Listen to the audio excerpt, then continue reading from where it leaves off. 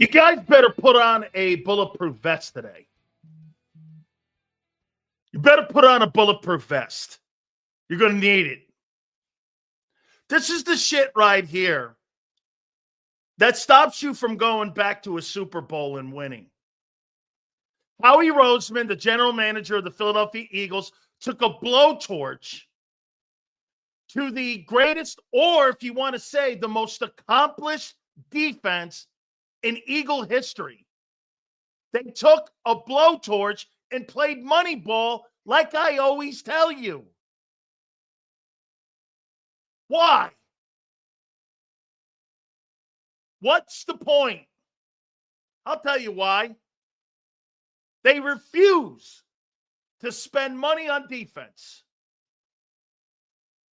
Gardner Johnson was owed $8 and then $11.5 next year.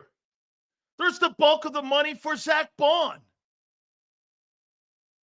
They refuse to pay money. So 4 of your starters of your 11 are gone, and 2 significant contributors, Oren Burks and Isaiah Rodgers, gone. 6 players that were instrumental in you winning the Super Bowl. Let's face it, the side of the football that won the Super Bowl for you last year was the defense. It was the defense. You shredded that side of the ball because obviously your emphasis is on offense. It's where all the money deals are. The Philadelphia Eagle mentality is that defense is a luxury. Unfortunately, the last 3 years have shown you if you don't have a top-flight defense, you can't win a Super Bowl. You blew apart the most accomplished defense in team history. You've got more questions now than you did a year ago, or as many. Hey, you know that notion where all of you guys say, hey, guess what? Milton Williams and Josh Sweat, those guys benefited from having Jalen Carter. Well, let's find out how Jalix Hunt and Moro Ajomo and their impact they have on more triple teams coming for Jalen Carter.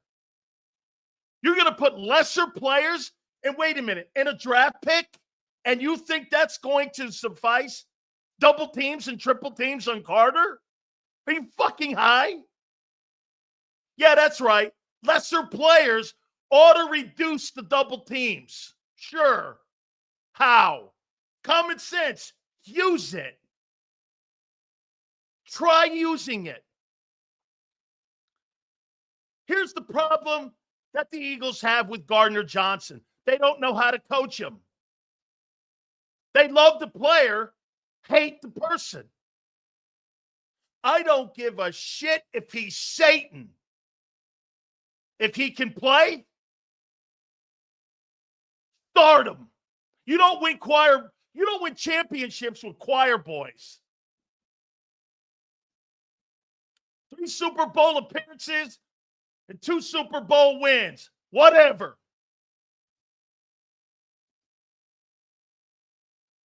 You're going to eat what words? Eat what words? You mean your actions? What fucking words are you talking about, Reyes? There's not one thing I just made up. By the way, so Christian Parker and Gardner Johnson have had words. Holy shit. One of the main problems that you get with a guy with an attitude. I played on some of the most incredibly difficult teams for a coach to deal with all the personalities. Personalities are secondary. Winning football games. I don't give a shit what some of you are saying in here right now. 0. I am not paying one bit of attention to any of this. The victory parade is over. That is nowhere near the number 1 defense. I don't give a shit what you think. It ain't. That is not the number one defense. Gardner-Johnson deal. $8 million this year, $11.5 next year. Now it's the Texans' issues. And you get Kenyon Green. By the way, the A&M kid has been brought here to start. They're losing Becton to Chicago, what I'm hearing. Hey, by the way, I have nothing to do with this. Whatever you're saying to me is irrelevant to what has happened since Monday. Zero. You're wasting your stupid typing fingers. You're wasting it. Sidney Brown, Keely Ringo, give me a fucking break. C students. C students. C students. Shit, I don't even know if Sidney Brown can play. Keely Ringo, who? Holy shit. You bet this is funny. Watching a general manager take a blowtorch to the number one ranked defense. Self-inflicted wounds. Get this. Let me get Anthony's super chat up here. And I'm going to show you how absolutely asinine this take is by him. I knew you were going to overreact. Overreact to what? Losing 4 starters and 2 key components to your defense that was number one? Okay. No, you're right, Anthony. I'm sure they'll be number one next year. With who? How are you fixing this in the draft? Who's taking Milton Williams' spot? Who's taking Josh Sweat's spot? A starting linebacker in the playoffs and Super Bowl is now in Cincinnati. Rodgers would have been a nice fit. Where are you getting these so-called players from? Hey, dude, you're in line for a 2023 season. Worst of all, you did this yourselves. Now, look, I get the Milton Williams, Josh Sweat, but weren't you trying to limit the damage? Weren't you? Holy shit. What an assassination on the best defense in football. Took that fucker right apart. Congratulations. You weren't beat on the field. You were beat in the boardroom. Because Howie Roseman plays Billy Bean Moneyball on the defensive side of the ball. Everyone said the same shit last year. Okay. Last year, you had these players on your team. You didn't have as many exits on your team as you did this year. What are you talking about? What are your sources telling you on the CJ trade? You don't think Vic signed off on this? No, I don't. This is financial stuff. How are we moving money around again? Gardner-Johnson's contract is how they paid Bond, along with the exits of Bradbury and Slay. Okay, hey, Marshall, I do not believe that defense right now or in this offseason will be addressed to be the number one defense. Tell you what, we'll go here again. No problem. Said the same shit last year. Get this. Okay, I don't give a fuck what you say. I do not. There is not a chance in hell that's the number. Where are you getting these players from? Oh, I get it. So you're going to go dollar store shopping again on defense. Is that right? Holy shit. You can always count on the Eagles for drama. The fact that they think Gardner Johnson's a piece of shit and they don't want to keep him.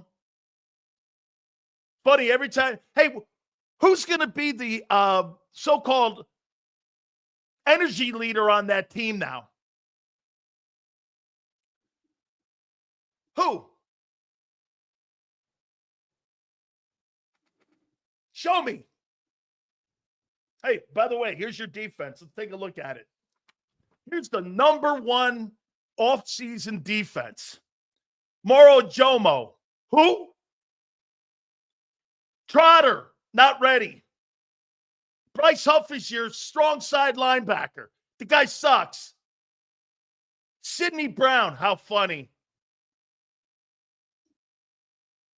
Keely Ringo's your starting corner. Let me ask you this. Seriously, the idea was to separate yourself from the rest of the NFC teams. Why would you pull them closer? You narrowed the gap. That's not a top-flight defense. I cannot stop laughing at this. You took a blowtorch to your own fucking defense. How funny.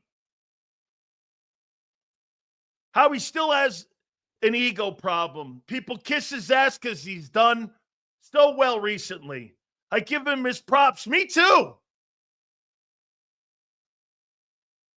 But that bear upside his forehead was karma. Hey, Divine, I appreciate you. Thank you very much. How fucking funny. Why did you take a blowtorch to your defense? How about we ask the simple question where we can all agree on? Why did you take a blowtorch to your defense? How about we answer the simplest question? The simplest question. Why'd you take a blowtorch to your team? Tell me why. Sidney Brown can't tackle.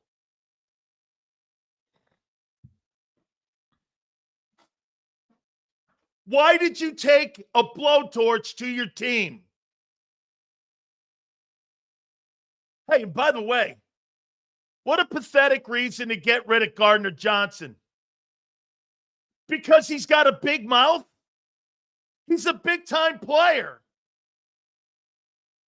Why the fuck would you get rid of him? Because you can't coach him? What a pathetic move. Totally pathetic. You kept Zach Bond and fired everyone else on defense. That was significant. Over money for sure. Holy cow. You took a fucking blowtorch to a defense that had more accomplishments than Gang Green itself. Why? Answer why. Just simple. I'll ask even the people that love everything that's going on. Why? Why? Money? Okay, so you're cheap on D. Hold on. Why did you do it? Why?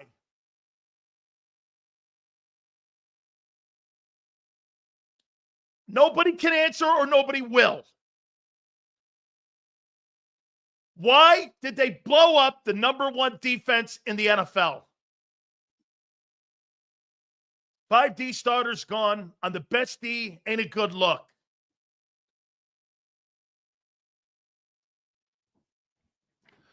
Young defense can fly around with 6 nobodies. The fuck are you kidding? Replaceable, really? Get this. You see this guy here, Heath? This guy, this dumbass here? Carter had double teams out the ass last year, and he had two great players on the D-line in Sweat and Milton Williams. He thinks Morrow and Jomo and Jalix Hunt are going to limit the double teams and a draft pick. What a fucking idiot. That is a fucking idiot. Two guys who just got $20 million north of those deals, and he thinks some fucking nobodies are going to limit the double teams on Jalen Carter. What an asshole. What an absolute asshole. Yeah, that's right. Lesser players will limit the double teams. Yeah. Okay. He's traded.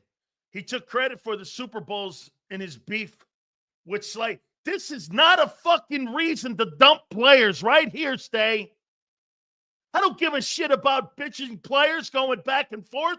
I care about productive players. This shit means dick to me. You kidding me, man? Dude, remember I told you about guys in the collective group and how you rebuild your team. One move doesn't make me all go crazy over anything.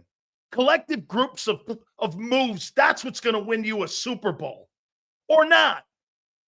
Let me ask you this. Why in the fucking world would you bring yourself closer to your competition by taking good players off your team? Is that not what you did? You do not have replaceable players for the players that have been exited off your team. Hence, Gardner Johnson, every year he was an Eagle, was in a Super Bowl.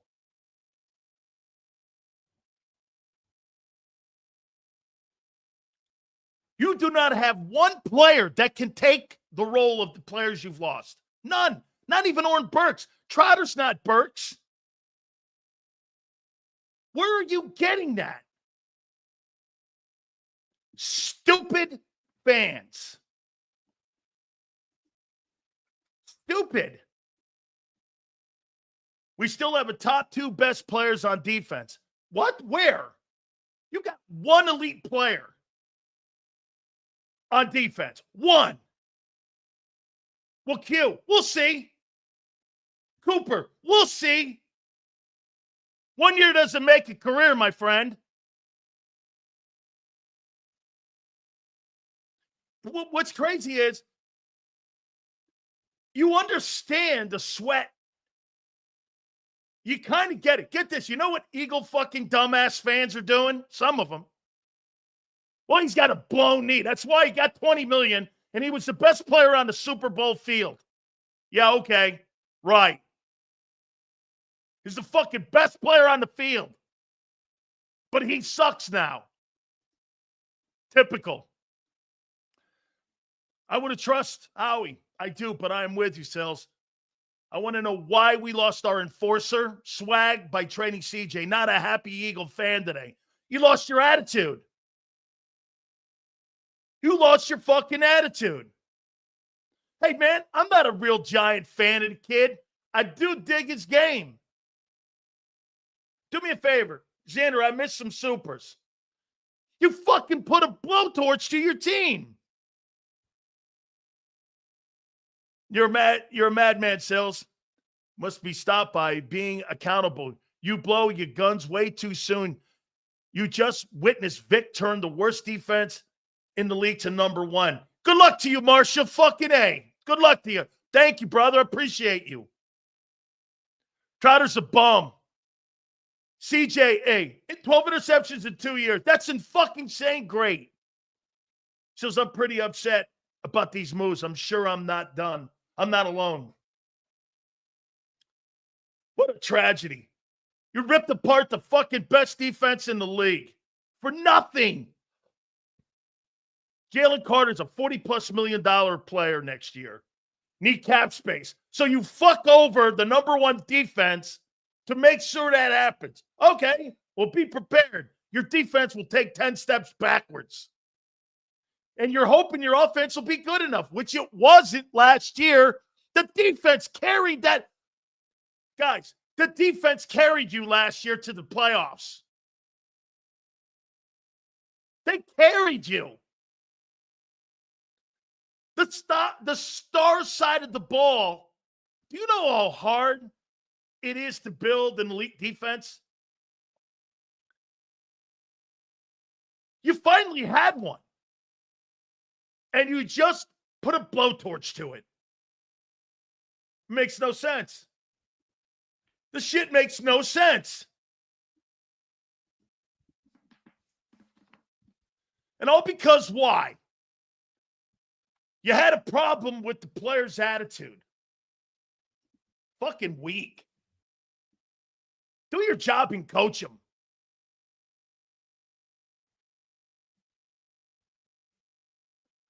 Not a chance in hell, that defense, the way it is right now. That defense looks pretty okay. You look like the Rams. Funny, you made the Rams, the Lions, and the Commanders' job so far in the offseason a little easier. How you doing? You see this fucking comment and this dumb comment by Sue? That's when championship teams are fucking built, Sue, in March and in April, when you're putting your roster together. Try reading a book. You don't build your Super Bowl team in September. Sills, you're contradicting yourself about Williams and Sweat. No, that's not what I said. You said there's no way they could re-sign them and that it would hurt in the long run with signing Carter and Coop. My intentions were this. I didn't realize that you were going to start whacking players that you needed in your secondary. How come you couldn't sign Isaiah Rodgers? He was an awesome swing guy. Burke started for you in the playoffs. Those were limited moves. You get the Sweat and the Milton move. Not all of them.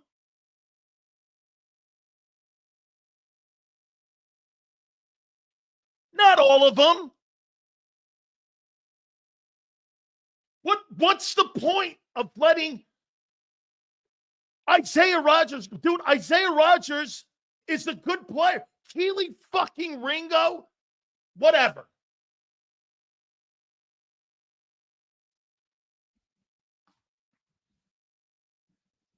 Took a blowtorch to the best defense in Eagle history. A blowtorch. By the way, Nakobe Dean, he ain't even going to be ready for September.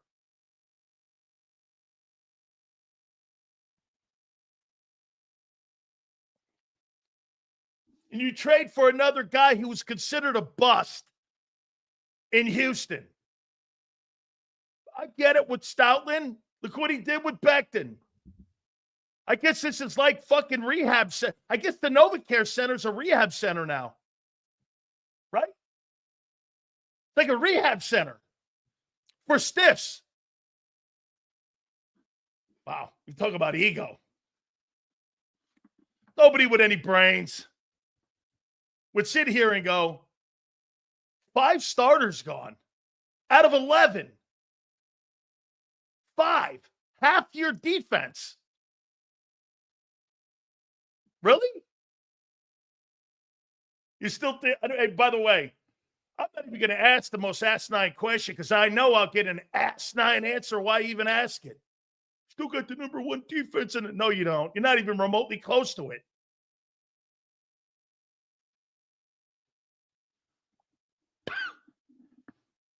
This is comical. It's March 11th. Here's your defense. Here's how many question marks you have. How about this? We'll agree to this. Okay, we'll agree to this here. Watch this. Moro Jomo, question mark. On the production. Des the Joe. Has your opinion changed on Howie now? No. I missed one, Xander. No. He loves being a star. Here. Question mark. Left defensive end. Question mark. Will linebacker. Bond and Carter are 2 best with 8 returning starters. Get this. Look at this shit. 8 returning starters? No way. 1 gone. Right inside linebacker will not start the season. Nakobe Dean. There's 2. Strong side linebackers new. 3. Safety. Brown. 4. Killy Ringo. 5. Get some math, dude. Just like I told you about Williams. Now you're glazing him. Well, I'm glazing him because he got a $26 million deal and he was a versatile player. Glazing him? Why would you not glaze him? You fucking paid. You developed him. You played him. He starred for you. Why wouldn't you glaze him? Why? Because he's not fucking with you? Stupid take. Again, Marshall, 0 for 3. What more are you going to take the fucking collar? Be a perfect start for the Phillies in the 3-hole.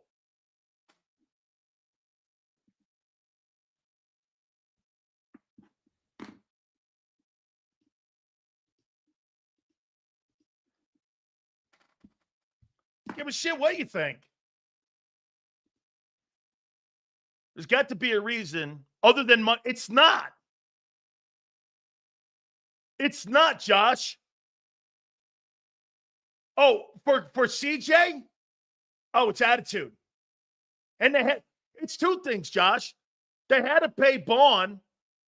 They weren't going to up the salary on that side of the ball in any way. Hey, show me this. Show me a guy on that side of the fucking ball that has double-digit figure outside of the stiff Huff and Bond. Name me one. Well, they're coming. They're not going to. You know how many players on that football team are not going to get second contracts? It's a staple of how they do business.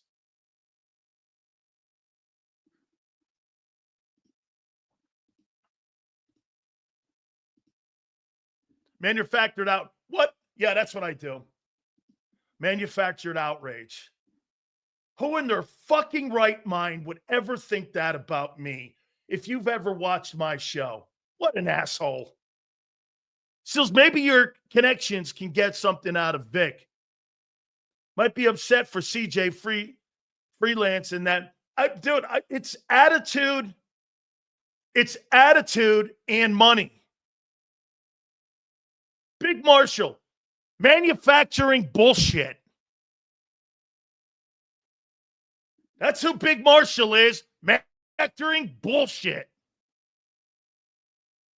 Does Vic have any input in these decisions? When it comes to personnel and cap, no.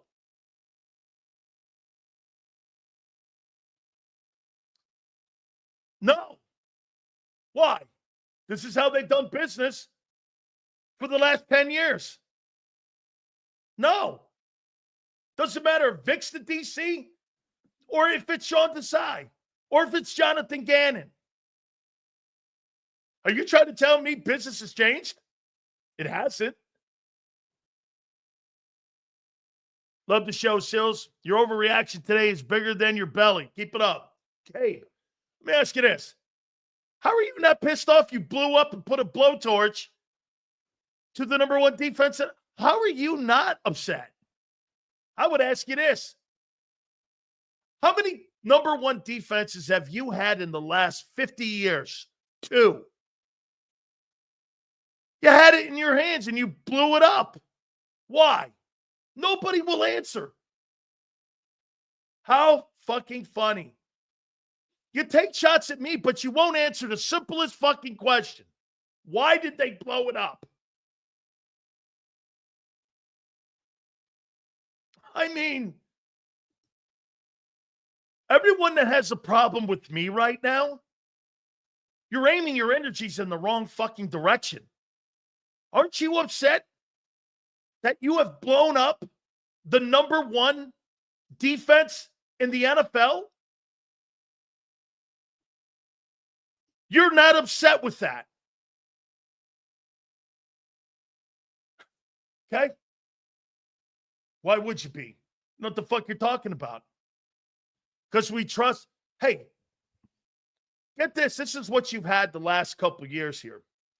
You had a great 22, and you had a shit 23 because of personnel decisions and hirings. 24, great year. We'll see what happens in 25. It goes like a roller coaster. So you can assume every other year you're going to suck.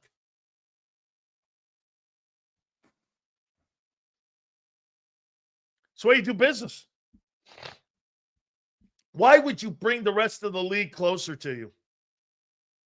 Get this. This is what you guys think you're going to do. It's one thing to find Zach Bond and plug him in and play linebacker. You had the entire front four last year. You had the entire front four last year. This year, you've got to replace 2 in the front four, a starting corner, a starting safety. It's different.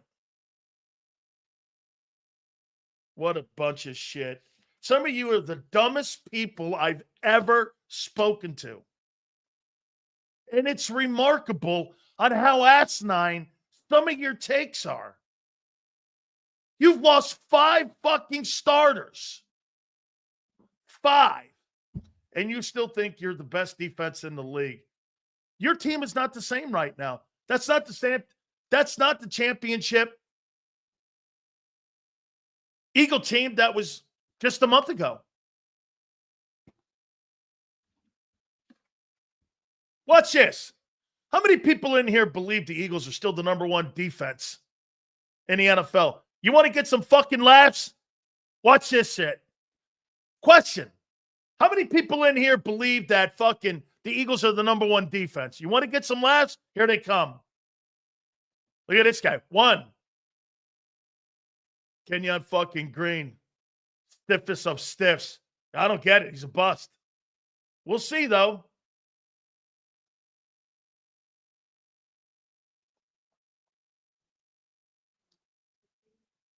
Anybody, do you really believe that you had the number 1 defense in the league right now?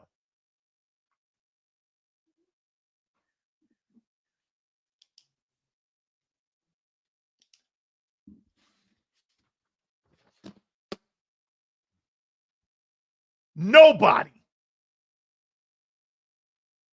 Nobody believes that with any brains. Nobody. I'm upset because I saw here.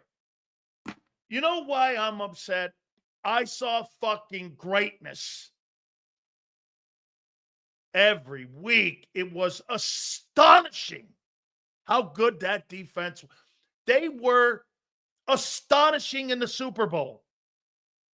You had a rare collection of men that were just insane. Very rarely does that come around, that you're on a unit like that.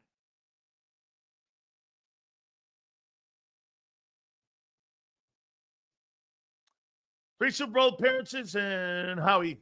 Okay. Thank you for the super chat. Again, let me fucking get back 3 seconds of my life that I just clicked on that dumb shit.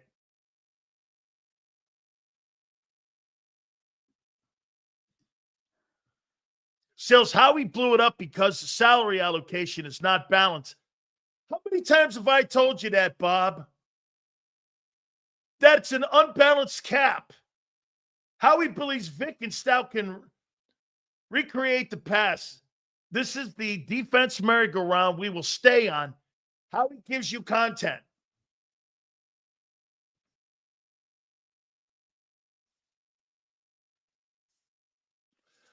You had greatness in your hands and you just let it fucking go away. How in the hell do you do that? Man, what a shame. What a shame. What a shame. Blew up the best fucking defense in Eagle history. Because Gardner Johnson couldn't get along with Christian Parker. You want to hear something else I was told? Let me read this little tidbit here for you. I think you're going to get a little nice, you're going to get a nice little conversation here with this.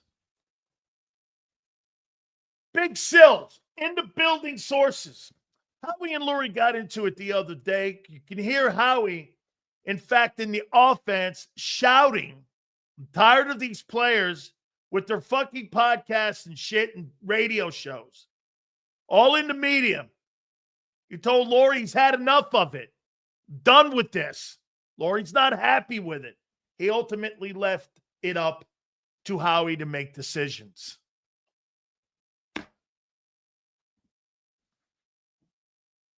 You had incidences all year with it. If there's one thing that organization loves to do, they love throwing smoke screens. That bullshit Saquon Barkley fucking presser yesterday meant nothing except that, you know what it was set up for? So that you don't get your panties in a bind, that you're blowing up the number one defense. If you can't see that, you're dumber than I thought you were. They had that nothing Barkley presser yesterday because why? They wanted to throw some fucking smoke and they wanted to make sure your panties didn't get in a bind when free agency hit and everybody was gone. Holy shit, are you simple? You're sheep.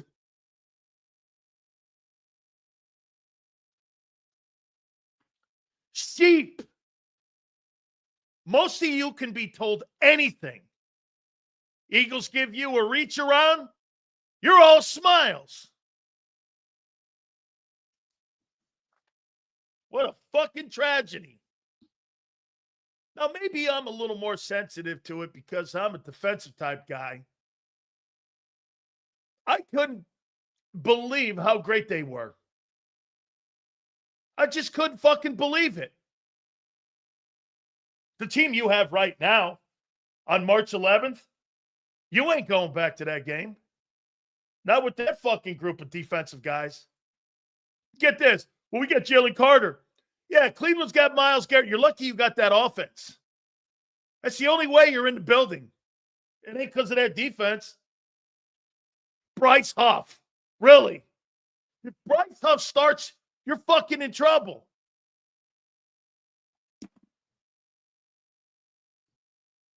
Lost 4 starters and you got 2 coming off injury. No, that's not true. Dude, what the fuck are you talking about? 2 coming off injury. You've lost Milton Williams. You've lost fucking Josh Sweat. You've lost Slay. You've lost CJ. Where the fuck are you saying coming off injuries? I must have missed that. Oh, I got you. I know what you're saying, brother. I got you. I got you. I got you. Got you, brother. Sorry, Sills, I don't know there was such a thing as Kenyon Green fans. I can't believe that CJ was the heart and he was ripped out. Brian, I'm with you. I got you, bro. I misinterpreted that. Got you, brother. I got you. Apologize. 4 starters out, he meant. And you got 2 dudes that are banged up in Dean and Smith who can't stay healthy. This is fucking classic. So let me ask you this. Where are you getting these replacements? Is he trading? Trading what? The last pick in every round? So you're going to count on more rookies. Next year, free agent, what are we doing? Who's picking up? Who's going to pick up the production for Milton Williams and Josh Sweat combined? You want to hear something fucking funny? You want to see something funny? Guys, post in here and tell me, come on, Anthony, who's picking up for the production of Gardner Johnson's 6 picks, Sweat's 8.5 sacks, and Milton's versatility. You want to hear the list of fucking nobodies? All you got to do is watch Anthony post them. Don't be skipping my supers. Gotcha, Anthony. Apologize. Calling your fan base dumb because you don't agree. No. I'm calling the fan base dumb for anybody who thinks that's the fucking number one fucking defense in the NFL. Anthony, if you don't know me by now, you'll never will. Anthony, you know better than that. Don't make me fucking give you a reach around. I thought you were bigger than that. You give me shit. If we have to depend on drafting, I go to Kid Starks at Georgia. A rookie again? All right. The shit you're talking. What shit am I talking? You've lost these fucking players. Hall of Fame GM, how you doing? This guy's the executioner.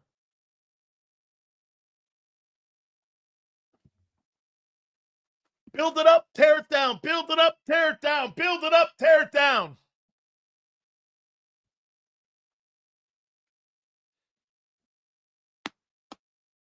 Man, now I know why you had shitty linebackers last year.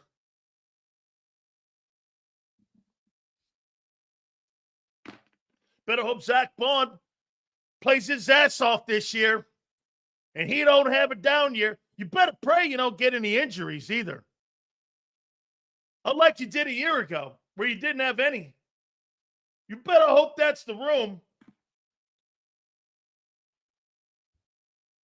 Okay?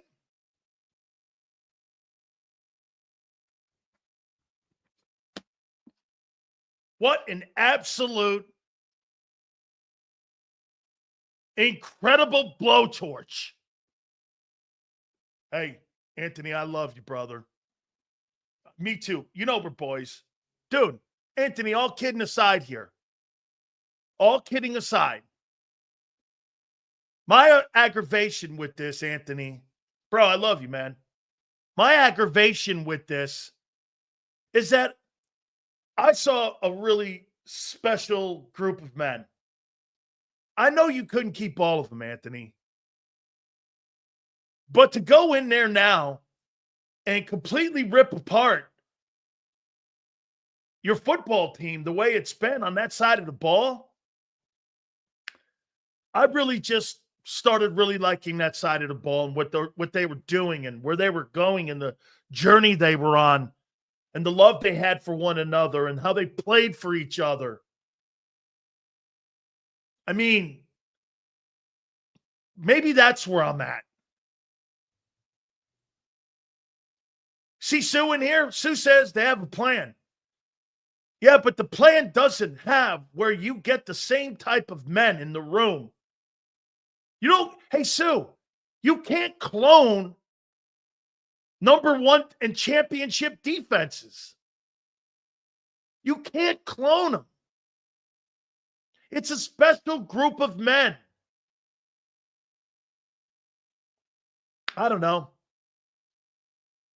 I just felt a little let down this time. I'm not saying 6-7 wins. I don't know yet.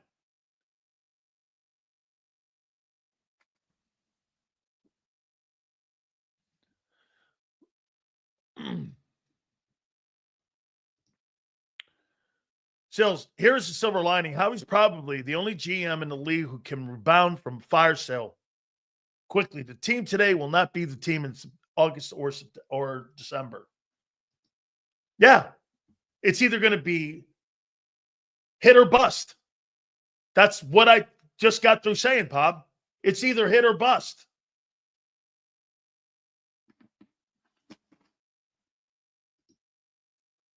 Safety Justin Simmons is a free agent. You're going to pay him $8 million? Why don't you keep Gardner Johnson?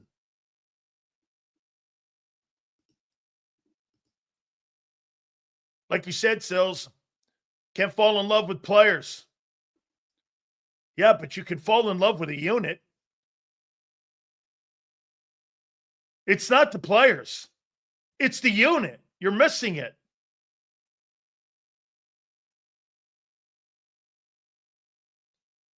It's the unit. We'll see if Howie's planning and calculus in any way near effect is coming this coming year. Expected a drop off into the middle of the pack statistically on defense. That's my opinion. Harv. Yeah.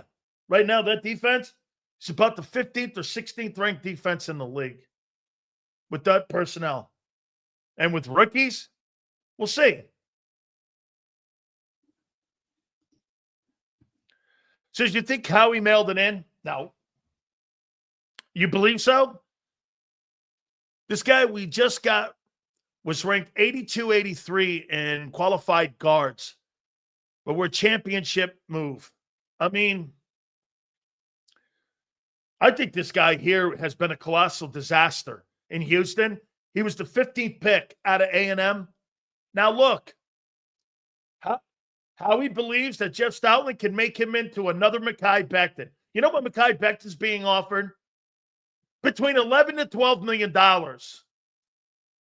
from the Chicago Bears. That's just one team.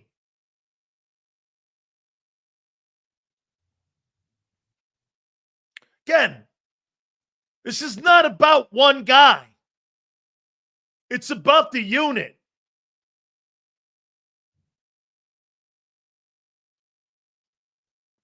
It's just about the group of guys that I really liked.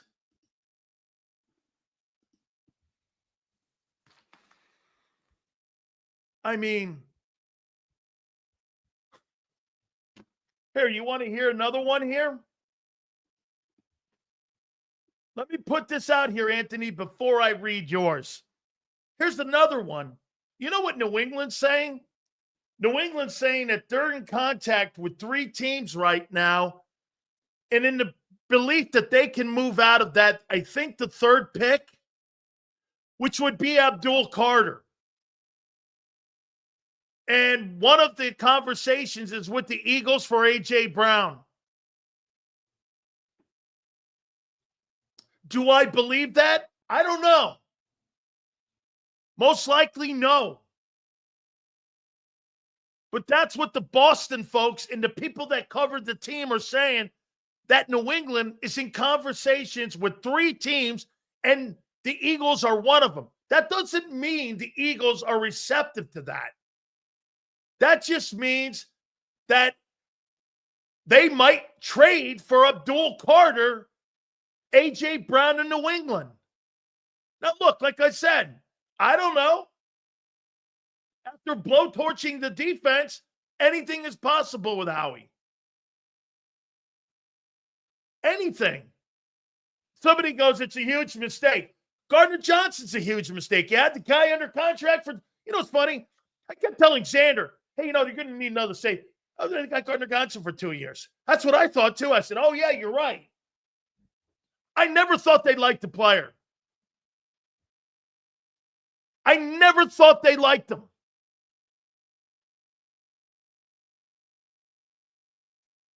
You trade A.J. Brown for the 3rd pick in the draft. And 2s and 3s, and you move up and get Abdul Carter? It's not stupid, but I don't know. How much do you think of Abdul Carter? I think he's a good player, a really good player. But that, I don't know. I don't think so.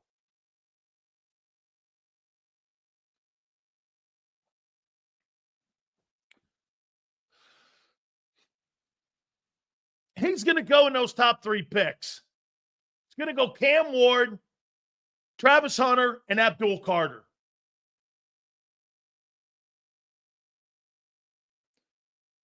It's the 4th, okay. Carolina's up there, I think.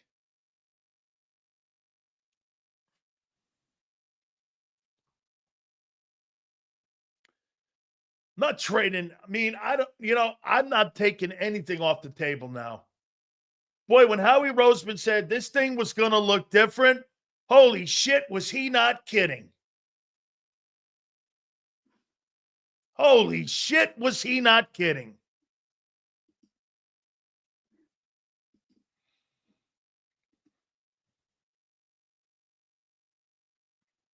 Man,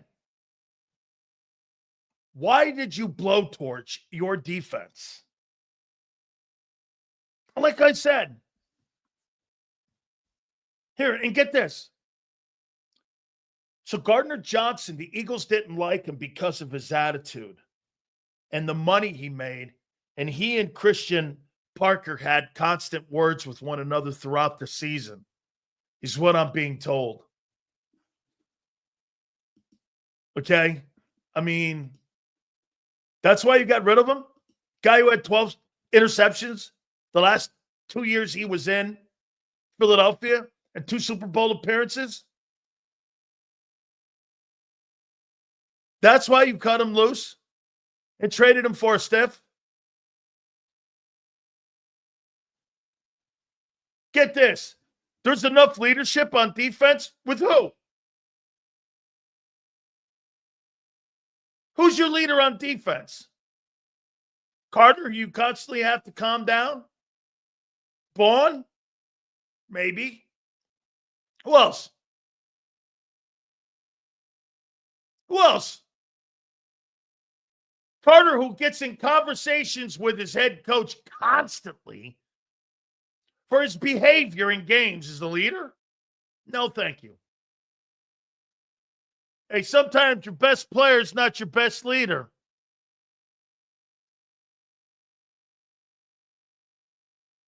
Dean? How can Dean be a fucking leader when he's constantly injured? Sills, I agree. You can't replace how Slay and Gardner Johnson made the back end of the defense. It sucks. What do you think about Alexander trade? Here's what I would say to you. Bearded, why not keep the guys you had then if you're going to go trade for a guy like that and pay him? How does that make sense? I'd rather stay status quo. So a guy who wasn't drafted, Reed Blankenship, is now the leader on defense. Okay. He's about your 15th best player on your team. That's your leader on defense. All right.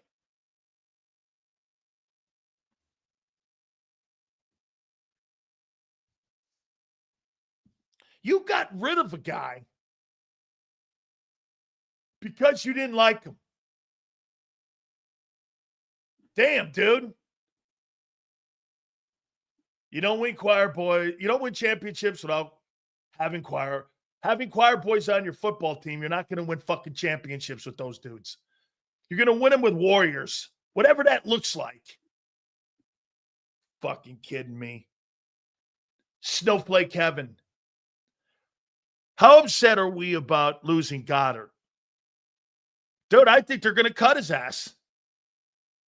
Production-wise, how much does Hurts feel comfortable throwing the ball to the tight end? Most games, you can't find him. You forgot to read the last one, and you're right. Apologize, brother. If I missed your super chat here. Love you more, bro. You might be right that the team had chemistry. Hey, Anthony, that's my deal. I'll take a step back. It's a long season. I'll judge it in its entirety, which is fair. Anthony, it just was a special group of men. I hate ripping a room up of special men. You know what I mean? They weren't the flashiest super guys in the league. There was the right chemistry of players. Guys who were prove-it guys. Guys who were stars in college. Guys who weren't stars in college. Guys who had transferred from college to college. Guys who were given another shot at the bite of the apple in the NFL all came together and performed for 20 weeks of sensational defense. That's what I'm pissed about. So maybe that's where I'm at. You got to understand something with me. I love exceptional defense.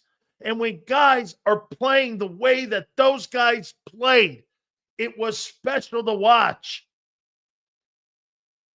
No blitzing in the Super Bowl, and you got home against Mahomes and crushed them with that defense. That's the disappointing part here. That's the disappointing part.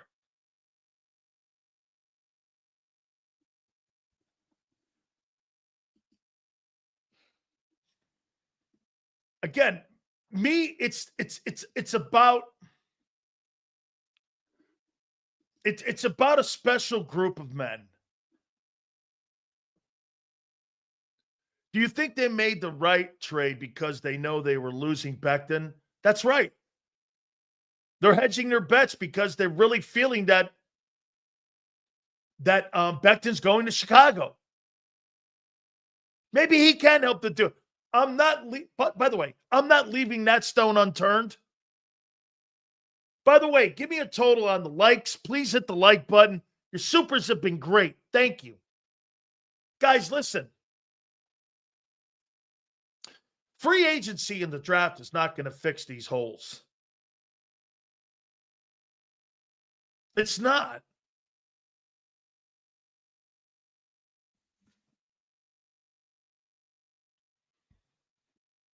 You got too many question marks. Way too many.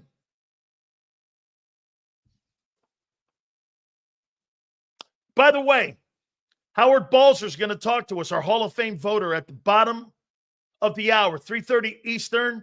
We're going to get his spin on why Josh Sweat was the number one priority by the Arizona Cardinals. We'll get his take on why Gannon wanted him and his take on Howie and the Eagles. He's also a guy who helped put Eric Allen in the Hall of Fame. That'll be at the bottom of the hour. Xander will join us at 4:30. Sills, how would you put this team back together? Great question. Got it here.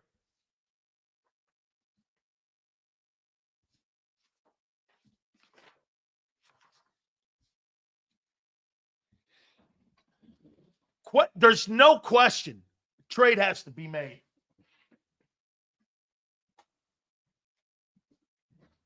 Moro Ajomo and left defensive end. How competent do I think he is on replacing the versatility and the production? You know what's crazy? You guys think Moro Ajomo can replace Milton Williams. Well, why wouldn't you get rid of Jordan Davis? Because if that's the case, Moro Ajomo was more productive than Jordan Davis too. Why are you keeping the lesser of the three guys? Okay. Well, why are you keeping the lesser of the three guys? Wait a minute. This guy says I'm sleeping. Moro Ajomo is that good and you think he can replace Milton, then he was better than Jordan Davis.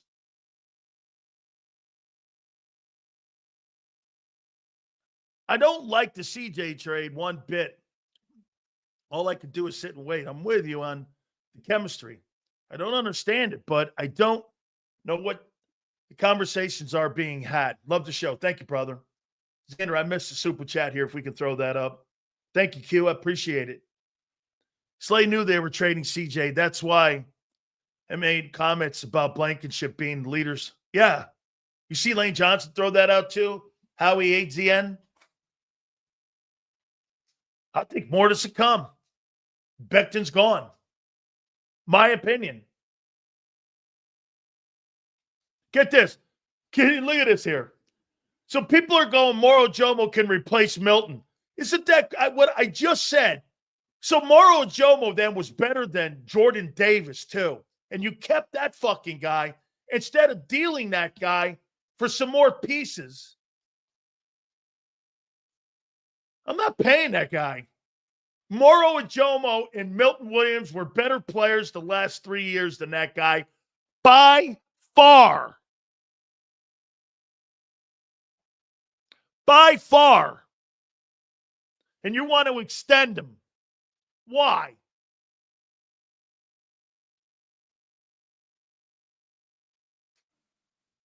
Your thinking's ass backwards. If you think that, money's the reason you blew up the number one defense. Like I said, you're cheap on defense. All you do is move money around. You don't add to it.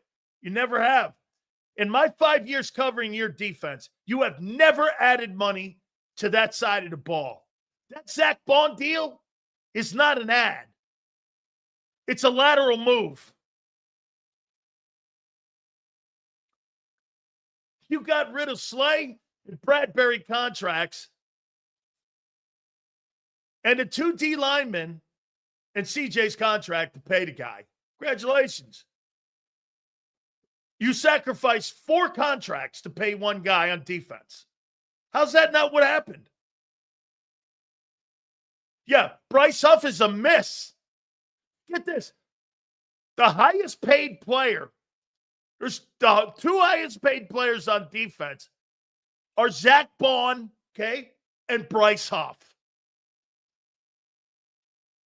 Congratulations. Sounds great. Now here, Paul, let me ask you.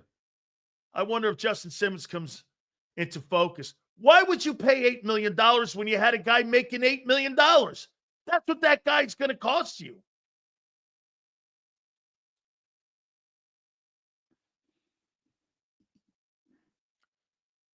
Could be clearing the base for a big trade.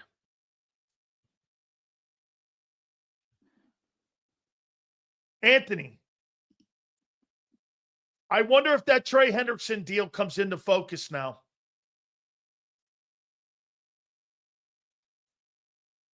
It looks like maybe a Trey Hendrickson deal is not that far out of reach. Maybe that's what they're doing here. And they're trying to clear room to make that happen. I don't know.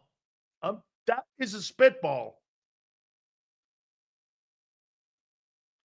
Sills, could the trade rumor for A.J. Brown be actually to get Travis Hunter? You get a DB and a hybrid. I find that hard to believe that they would make that move for him. I don't believe that. How about this? How he moves up to that 4th pick. Trading AJ, moves down, gets 2 1s or 3 1s. And he has 3 first-round picks because he moved back down out of 4 to 10, and he grabs the tight end, and he has 2 more first-round picks. I don't know. A lot of work has been created by the Eagles. Okay? You move AJ, you move up to 4, you trade down into the first round still, you acquire a number 1 from another team, and that would give you 3 first-round picks. 2 first-round picks, excuse me. You would have to get another one because of AJ's value. 4th pick has a huge value. Does he do that and grab the tight end from Penn State at 10? I'm just spitballing this. I don't know. There's a lot of shit going on.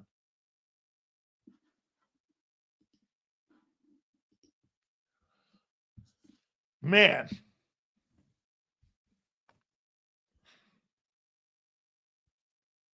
I mean, once again,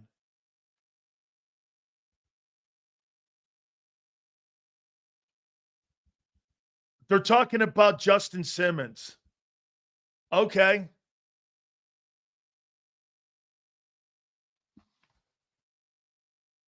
I mean,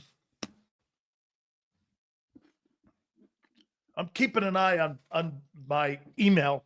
I got a guy up in New England. By the way, I'm talking to Alonzo Highsmith in New England. Okay? That's where I got that from. We need that a little too much youth. Kimbos.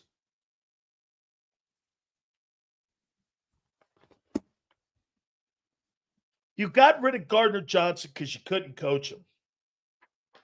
You love the player and you hate the kid. Do you know how many guys I played with like that coaches had that attitude towards? You know what the good coaches do? They overlook that shit. It's called the Jimmy Johnson weighing scale. Give me the production, I'll let you talk shit. You know who was exactly like Gardner Johnson? Charles Haley. Charles Haley was exactly like that. That's why the 49ers moved him. Was completely uncoachable. You know what Jimmy did? You don't want to practice? Okay.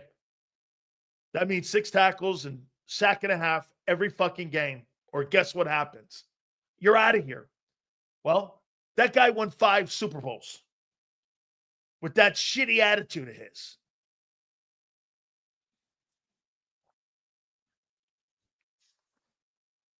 The good coaches and the good organizations know how to deal with that. Dude, there's a reason they moved him again. You had him 2 years under contract. You don't want to pay him, and you hate the guy.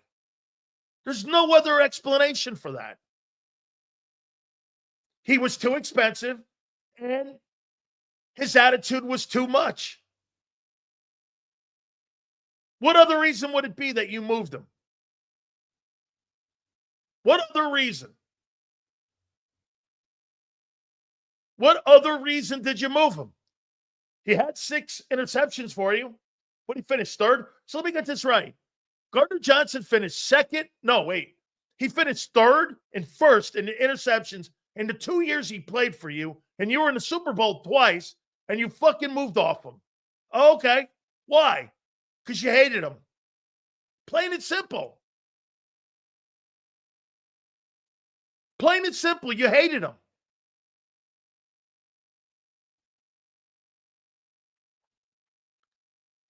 He's not part of the. How is a guy with 12 interceptions? How old is?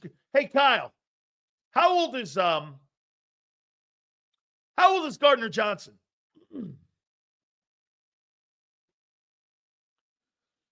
Get this. Dave goes. Gardner Johnson got a ring. He wants to get paid. He's got 2 years on that deal, dude. He ain't getting a raise in Houston. He's owed $8 million this year and $11.5 next year. Houston's not giving him more money. He's 27 and has been to 2 Super Bowls and had 12 picks in 2 years in Philly. Okay. Let me say this right to you. Am I right when I say this? Xander, correct me if I'm wrong. By the way, Howard's going to join us at the bottom of the hour. Am I right when I say Gardner Johnson has been to 3 straight NFC championship games in a row? Am I right?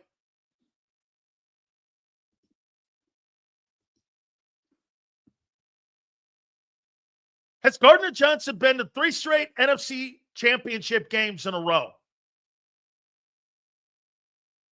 Am I right when I say that? So let me ask you this then. If Jalen Hurts win, doesn't he? LT wiped out Columbia night on Saturday, wiped out quarterbacks on Sunday. Parcells didn't care. Absolutely. The reason why Howie traded CJ is because Howie smoked crack this morning.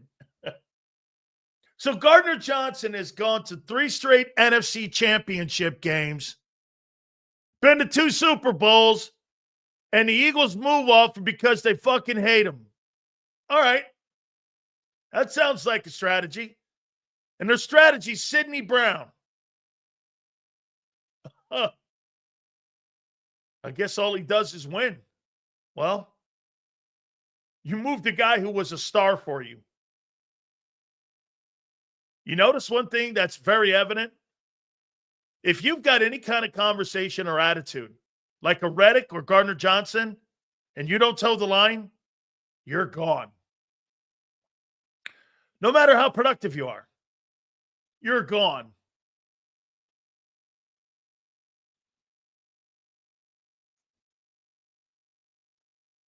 Okay? What's your plan? They're at safety. Sydney? Who else? Draft? Trade? Don't.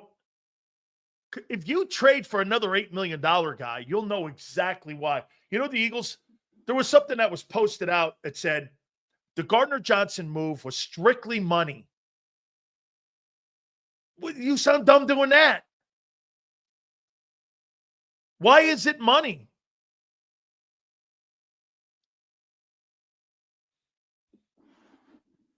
Read. Oh, my God. Look like a classic. This guy just got up this morning, and he just went. You know what? It's like the Mona Lisa sitting in front of you, and Howie Roseman just took a blowtorch and went to the fucking Mona Lisa, known as the number one defense. Uno one. And just took a blowtorch to it when he threw of the draft picks to be good. That's it. Hey, just 3 in a shitty draft. This guy just went right in Vic Fangio's sandbox and blew that fucking defense to smithereens. Everyone's hit with shrapnel, including Vic. You know, I got to tell you, 5 years ago, I was like, you know, I thought the Eagles were a boring franchise. Man. It was one of the, you guys are underrated. You know, the Cowboys have their issues, and you win, which makes it even better. Man, you make it tougher on yourselves. Man.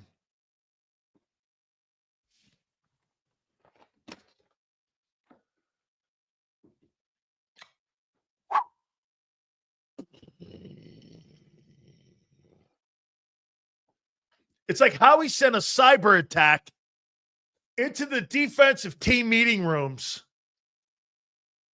and just had a cyber attack. How come my tablet's not working? What's up with my cell phone? Where are we going? What happened? I can't log on. Help me. Help me.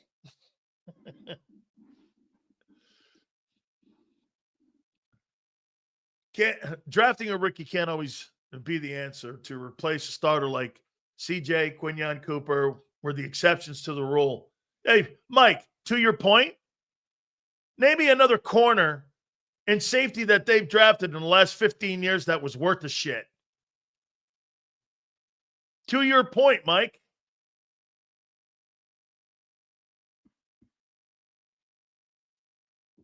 I mean,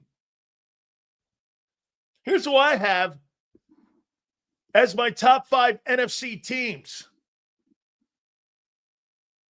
Our leader in turnovers every year he's been here. Super Bowl years.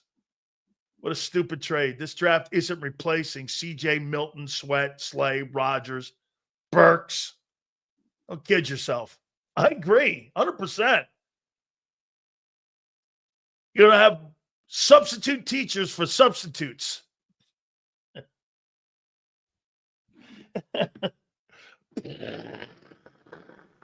Like a firing squad.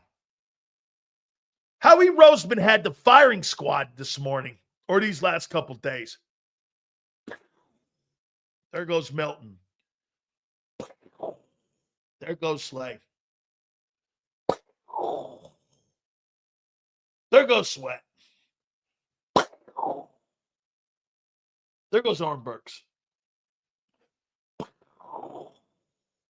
There goes CJ. Firing squad. Like you're at one of them fairs, you're knocking them duck pins down and you're knocking them ducks down. Bang.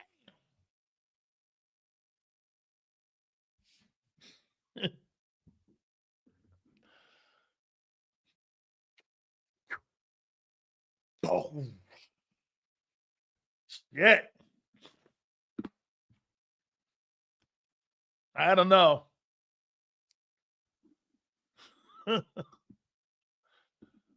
This is unbelievable. So assume for a minute that AJ for Abdul Carter's real. I don't at this moment, I don't know. It helps with cap balance. That's why it does make sense, Bob. Everything Bob's saying here. It makes sense. But you're losing a very important piece to your offense, to that side of the ball. Hey, Bob, you got to agree with me now after all these years we've been doing this. The priority in Philly's offense, financially, it tells you every day and shows you every offseason what they think of defense. They think of defense as a luxury, not as a necessity. They ripped that defense apart, the number one defense in the league, and didn't give a shit about it, really. They didn't think twice about it. I guarantee you they never offered any of those players any money. Losing all that talent and that schedule, jeez, do we even make the playoffs? Oh, I see someone mention bringing back Nick Morrow. We cooked Nicholas Morrow. If Nicholas Morrow is on the team, you're in trouble.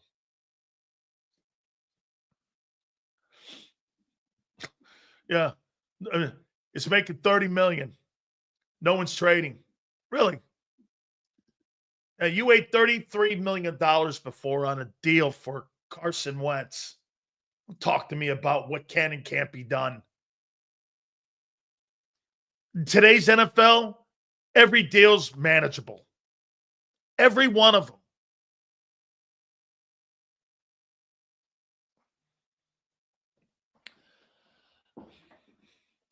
Now, is there more pressure on Vic and Stoutland?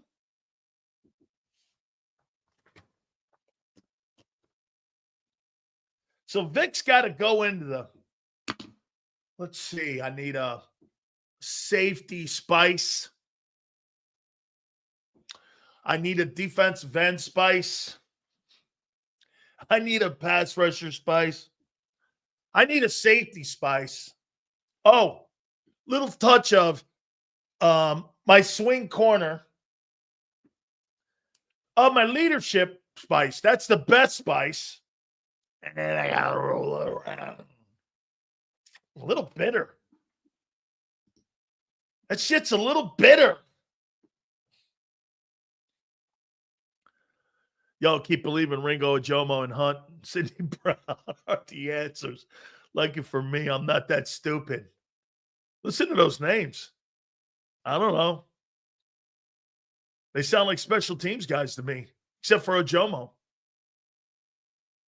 The rest of them sound like they play special teams. Oh, wait, they do.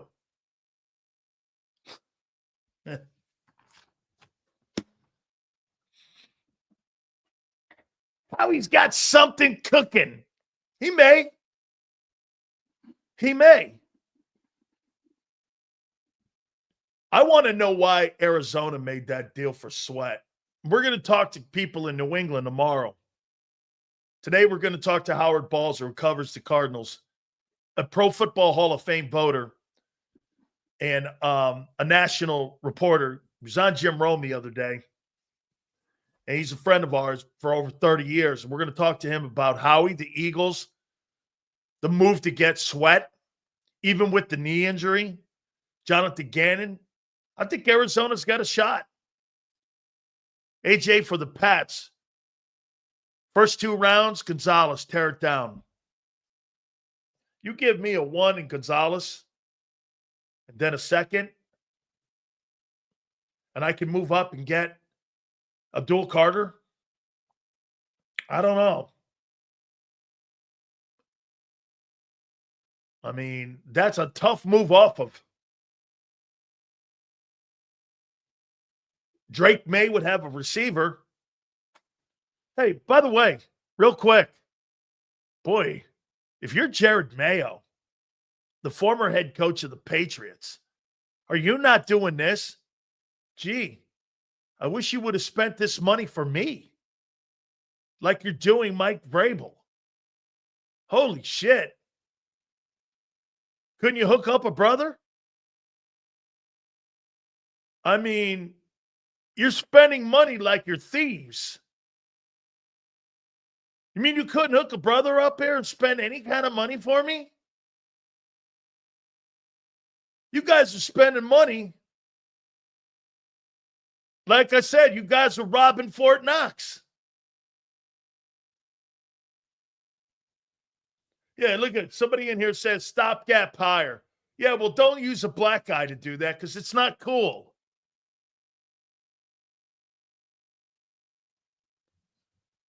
It's tough to be a black coach in the NFL. Try not to use them. Rooney Rule. Whatever. Yeah, the Rooney Rule used Jared Mayo for a stopgap coach to get Vrabel. Classic. Classic. Way to use the rule right. I mean, how much money have they spent?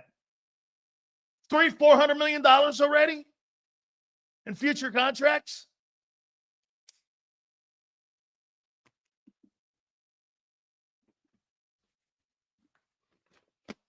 You know, I was sitting there watching. I'm watching all the shit that New England's doing. They're talking about making a trade to bring AJ in, take on the $30 million a year. They make a move to have the highest paid D lineman in history, one of the top contracts of all time with Milton Williams. And what do? You don't do any of that shit for Jared Mayo. All right. Hey, I heard John McMullen say something this morning about Milton Williams' deal in New England. Said, do you think he's a star? That's not the point. Stars are not making, non-stars in the NFL are making star-studded money because the league is where, I told you, it's the market. You're not fighting teams any longer.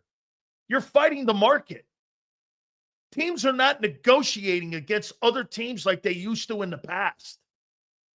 In the past, you were like, hey, do you think that team's going to get him? Or do you think that team? Now it's this. Fuck, do I want to pay that? That's where general managers are. They don't give a crap about. That's why you see more in-division trades today than ever before. Why? You're fighting the market.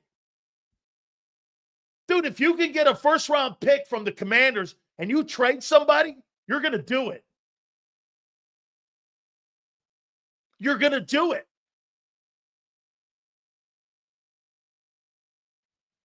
I mean, you're fighting market money and elevating of salaries now, not teams.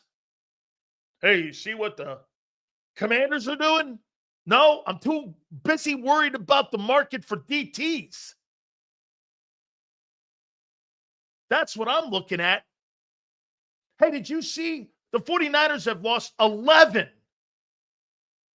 of the 22 starters that were in the Super Bowl 2 years ago? Why? Because the market has hosed them. They missed their window.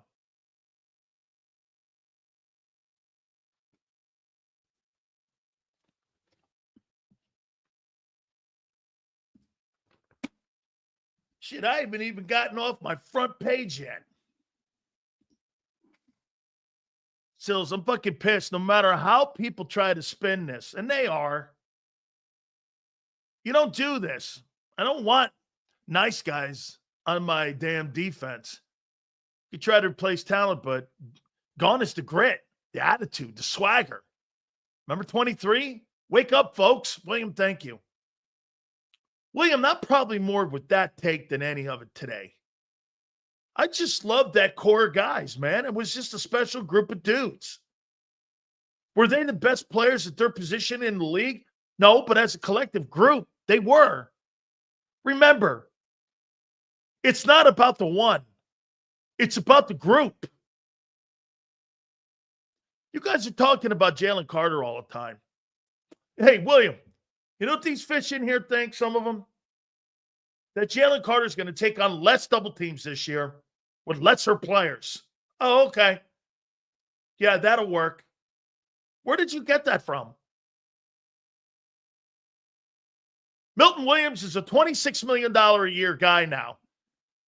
Sweat is a $20 million a year guy. And you think you had those in your second and third team guys? You're high.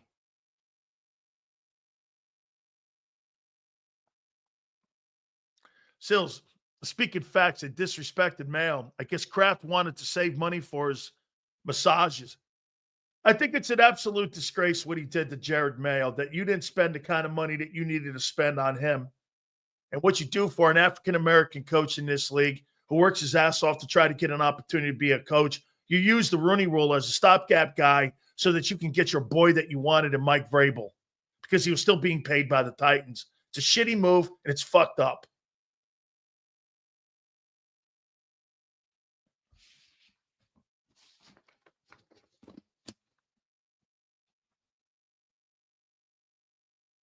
Black coaches have a tough enough time in this league.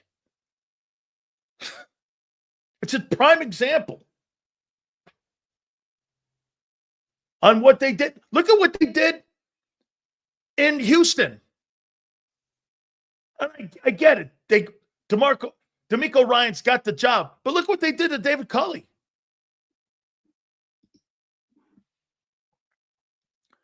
Rooney Rule, worse than DEI, doesn't help black folks. Makes qualified black people look unqualified. Those coaching interviews are horseshit. Absolutely. It's a joke. African-American coaches in this sport, it's an atrocity, like it is in college football. You give a black guy a shitty job, and he's out in a year, and he never gets a quality opportunity like Brian Flores. Look, that's a different topic. I got into this business because of that.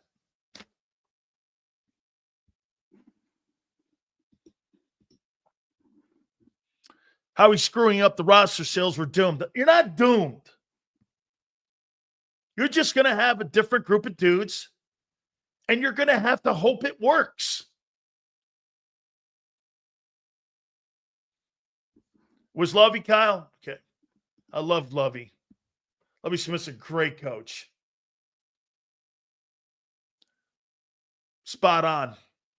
Thank you, my friend. We're going to go around the NFL.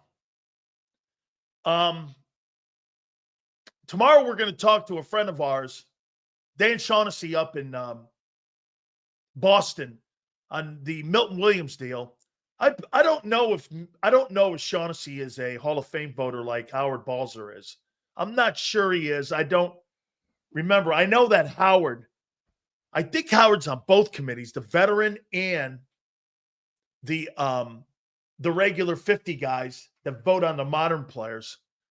Howard's been plugged into that for a long time. And the Cardinals made a move to get Josh Sweat. Here's the thing with Josh Sweat, obviously being reunited with Jonathan Gannon in Arizona. I think Arizona's last couple of years made some nice moves, but were they not concerned with the knee injury? You got to remember something about Josh Sweat. When Josh Sweat got to Florida State, he was one of the top kids in the country before his knee injury when he was in high school. How I know this, obviously, because of recruiting, Florida recruiting, and Florida State recruiting. So I kind of know the history of Josh Sweat. You know, he kind of, when you have an injury like that, I don't know how you're not concerned. But in the Super Bowl, I thought he was the best player on the field. So Howard covers the Arizona Cardinals in the National Football League. I'm going to get his take on the Eagles here in a second as well, but let's bring our friend on, Howard Balzer, and he joins us now here on the show. Howard, how you doing, my friend? Doing well, trying to keep track of all this craziness. Are you shocked with the monies that are being thrown around? You know, on one level, you're shocked, but then on the other level, you're not, because we see it every year. It just escalates. because there's more money available and the salary cap goes higher and higher. And you see, so it's become now for the top viewed guys in the market, it becomes 18, 22 million, somewhere in that range. Basically everybody gets. I mean, it's just crazy. So you can't be surprised anymore. And I think there's a little bit of an adrenaline rush that goes on with the teams when they get to this point, and especially with the players who are being pursued by multiple teams. And if a team really wants a guy, then they got to outbid some other teams, and you have to hope the agent's telling them the truth and all those things. So, no, it's like I said, it's surprising on one level, but overall, it's not when teams are flush with money and they feel that they need to get the guys they want. And there's been a lot of players that have re-signed with their own team in the last week. I mean, it's a pretty high number, not just lower level guys, but some of the the top guys too. And teams realize we've got to make a market type of offer to keep a guy, because if we lose him, then that creates another hole on the roster. That, do you fill it in free agency? Do you hope to fill it in the draft? So it's an ongoing, never-ending process with all this. And like you said, I heard you talk about the Cardinals and Josh Sweat. They wanted a pass rusher. On one level, you go $19.1 million a year, $41 million guaranteed. Again, we don't know the structure yet. That's the one thing I always caution people, Dan, is that these numbers get thrown out there in the initial reports. That's the numbers the agents want out there. And so they tell the national guys, they give them the basics, and a lot of times they inflate the total value by including incentives in it, or they don't say how much is fully guaranteed. But it's gotten pretty crazy. And the agents have an agenda, because here's one thing. I'll digress just for a moment. Isn't it strange that all these great reporters haven't been able to find out yet what Matt Stafford's new deal is with the Rams? There's been nothing. There's been nothing on that. It's been almost 2 weeks, I think, since they did this new deal. Well, when that happens and the agent's not telling anybody, that means it's not that great a deal. So it's very interesting, this whole process, and how crazy it gets at this time of the year. But by the end of the week, it'll be slowing to a trickle. There'll still be guys signing, but not to the level of yesterday, by the way. Here's a number for you. 70 unrestricted free agents reached contract agreements with new teams in 1 day. 70. Is that a record? Is that a record? I have a running list that I do every day and try to fill in salaries that I'm getting them. So I'm looking at it today, and I can count. It looks like there's another 15 or 17 that have signed with new teams today. So these first few days are pretty wild. Do you think the agents are trying to set markets for other positions too also, or other positions that they have with clients that they have in their houses? And that's one of the reasons why they throw these numbers out like this, because, I saw some of the numbers with the New England deal, and Drew Rosenhaus is pretty good with that. Because Drew is a guy who has a ton of people. And I think when you're CAA or you're Drew Rosenhaus and you're those kind of guys, even Nicole Lynn now, who's starting to get up there with Clutch Sports, aren't those firms pretty good on their numbers? Like when you see this Josh Sweat deal or you see the Milton Williams deal, aren't those deals kind of right around? It's the other deals with the other agents that you're seeing, or are those guys the ones that are the problems here with this? Well, it's kind of a combination, and some of the contracts have become boilerplate. There's certain guys, there's a whole bunch of guys that have signed 3 years, $45 million with whatever the guarantees are. Then there's some others, in that 3 to 60 range for cornerbacks. So yeah, it does happen, with the positions. The Milton Williams one was totally blown. I mean, that's an average of $26 million a year. Unbelievable. For a guy that, and you mentioned about Sweat and the great Super Bowl he had. Milton Williams and Josh Sweat should be sending some of their money to Jalen Carter, because a lot of what that defensive line did in that game is a combination. One, taking advantage of a pretty not very good Kansas City offensive line, but it was an offensive line that went in saying, we're not going to allow Jalen Carter to wreck this game. And they were double teaming him and at times triple teaming him. And that created the opportunities for Josh Sweat and Milton Williams. But, Milton Williams, an interior guy who, yeah, he gets good. He's a good player. Don't get me wrong. But, 51 million guaranteed with another 12 million. And here's an interesting thing about these deals that no one sees when they're, and I looked at Milton Williams. All his guaranteed money is in the first 2 years. And then he'll get another 12 million guaranteed in 2027 if he's on the roster. Now, I'm sure he'll probably be on the roster, but let's say he goes in there and he's just a guy. And he so you're play saying great. There's a chance he's not going to fulfill that contract because they've set it up for them to be able to get out of that deal after the second year. Exactly. And that's how a lot of the deals are set up. Most of the time, there's not guaranteed money. Now, we haven't seen that. We haven't seen too many 5 or 6, 5-year deals this year. In fact, one of the only ones I thought was, Will Fries, who signed today.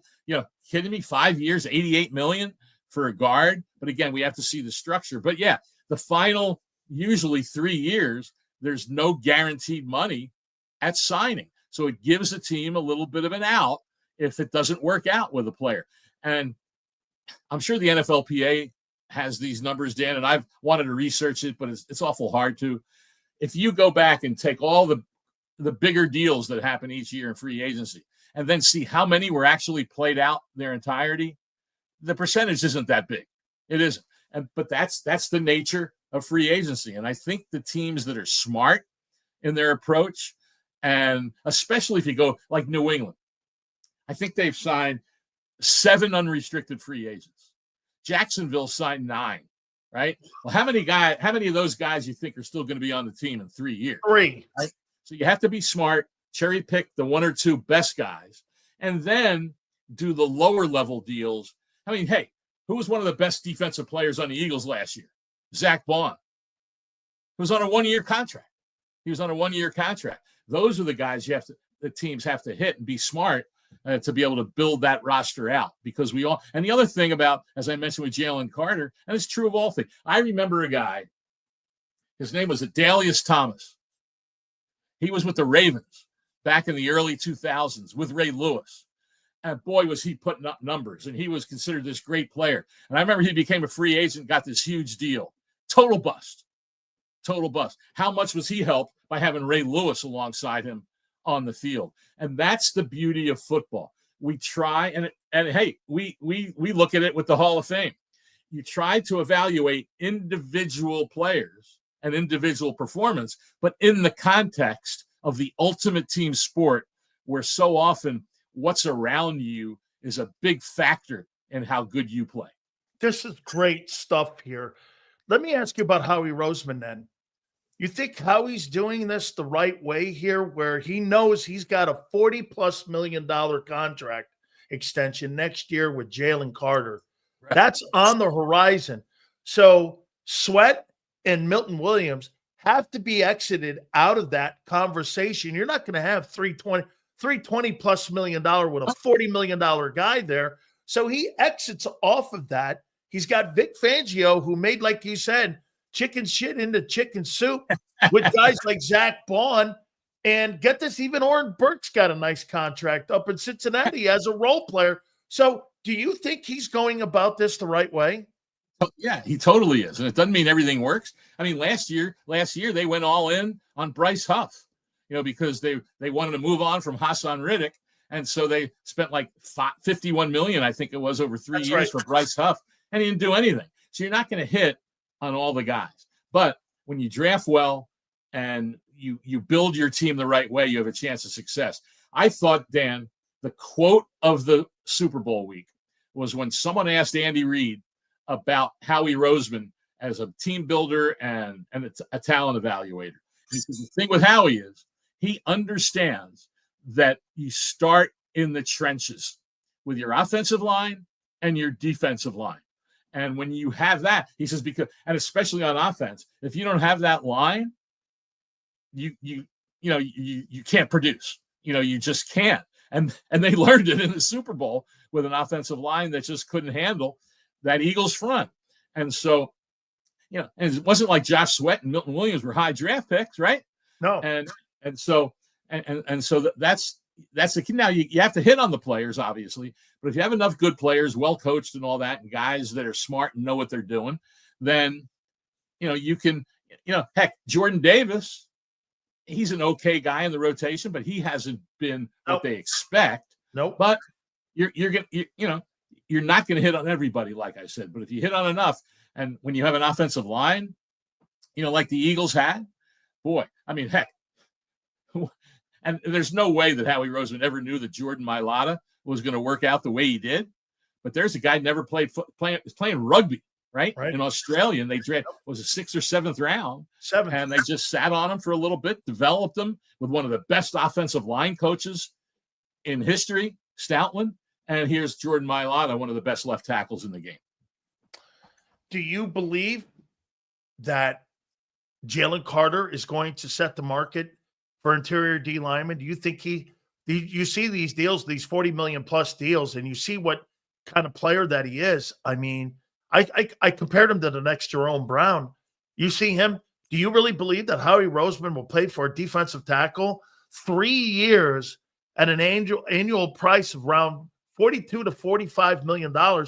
You think that's what the Eagles are going to pay that guy? I don't know if it'll go that high. I mean, when we're talking about, Milton Williams has set the market this year. So when I half joked about Sweat and Williams should thank Jalen Carter, well, Jalen Carter now is thanking them for getting these deals because he's going to really, capitalize on it next year. But 40 a year, that's still 14 million more than than Williams got. So I don't know if it'll go that high, but he knows it's going to be expensive. There's no doubt. There's no doubt about it. And what happens? I haven't looked far down the road to see who's going to become a free agent next year, but we see how the market changes quickly. We saw what Milton Williams got this year. We'll see what the defensive tackles and free agency get next year. Maybe he'll try to get. It's hard to get those deals done when the guy's going into that that fourth year of the contract. Most of the time they don't get done until sometime during the summer. But if all of a sudden some other guys get huge contracts from the interior and free agency next year, then that's just going to up the ante. And that's why it's smart for teams, if they can, to get these deals done because as early as you can. Because the longer you wait, someone asked me the other day about Josh Allen. Well, the Bills were smart to get ahead of it because if they waited another couple of years, price might go up $8 million a year by the time quarterbacks are under contract in 2 years. So the more you wait, the more you're going to pay. With the cap going up and with Amazon and gambling being part of it, you're seeing these salary caps just escalate. It's 281. This thing's going to be 300 million soon, the salary cap. And if you mentioned Jordan Davis, and I've said this about Jordan Davis. I said Jordan Davis is underachieved as a 13th pick. He plays 20 snaps a game. However, he's in line for a 5th-year option this offseason here. At $8 million, he's probably a third-tier guy because he's not made a Pro Bowl.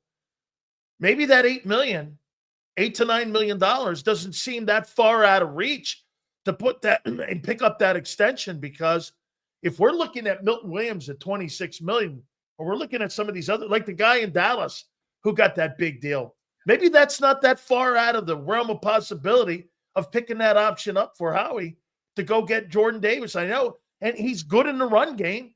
He's a first and second down guy. He's not really a third down guy, but I don't know. Maybe that's not that out of hand. And I'm just being old school here, Howard. I'm like, 26 million, holy shit. But then you got to look at the cap and where it is. Maybe that's not out of reach. Well, that's the thing. And I don't know if the 5th-year option would only be 8. I would think it would be a bit higher than that.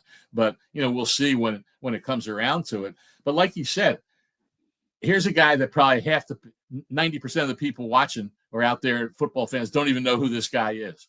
Jalen Moore.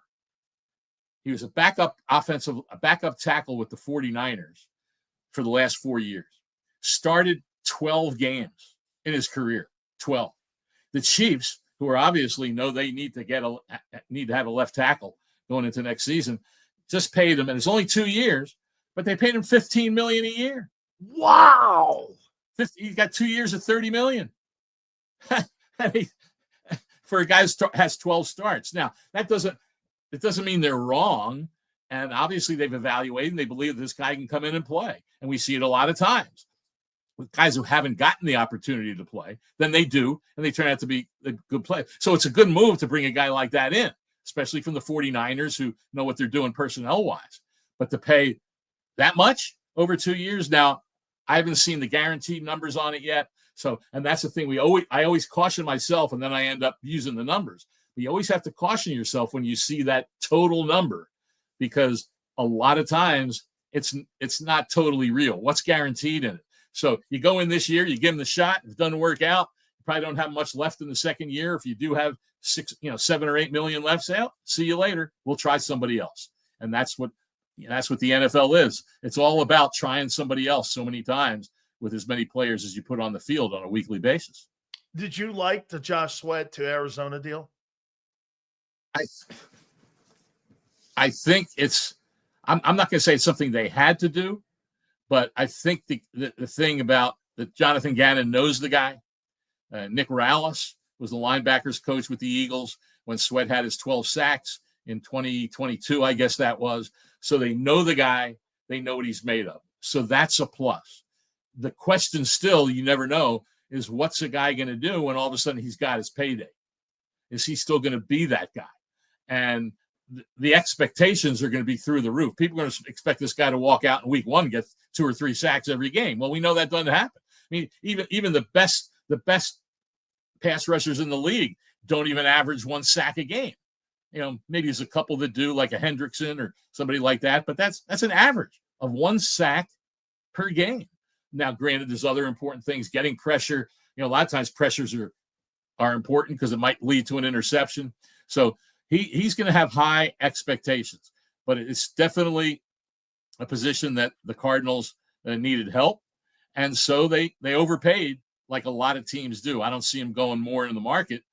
They were in on Williams. They were in on Fries, the guy who just signed with the Colts, but they just didn't want to go as high as those other teams went. I mean, there's no way they were going to go to 26 a year and the guarantees that, the Milton Williams got. So I think they're being smart about it. And I think the teams that are smart about it in free agency are better off in the long run. Eagles lost 5 starters. You're losing Brandon Graham. I know that Nolan Smith came in and did a great job, but, I mean, you lose him, you lose Milton Williams, you lose Josh Sweat, you lose Gardner Johnson, and you lost Slay. Vic Fangio is the D coordinator, and he's been one of the most celebrated coordinators. He finally gets his Super Bowl. He had the #1 defense. Do you think that there's a game plan on how you replace this? Because you and I can't be sitting here on March 11th talking about this if those guys weren't talking about this potentially September 11th when the season started, that they knew something like this was going to end up coming up, because general managers look ahead. They don't look at the present. They look ahead. So, I mean, do you think that they were planning for this, that, there's a plan in the building here for this on how they're going to operate? Because that's a lot of losses. I'm not real big on this, Howard.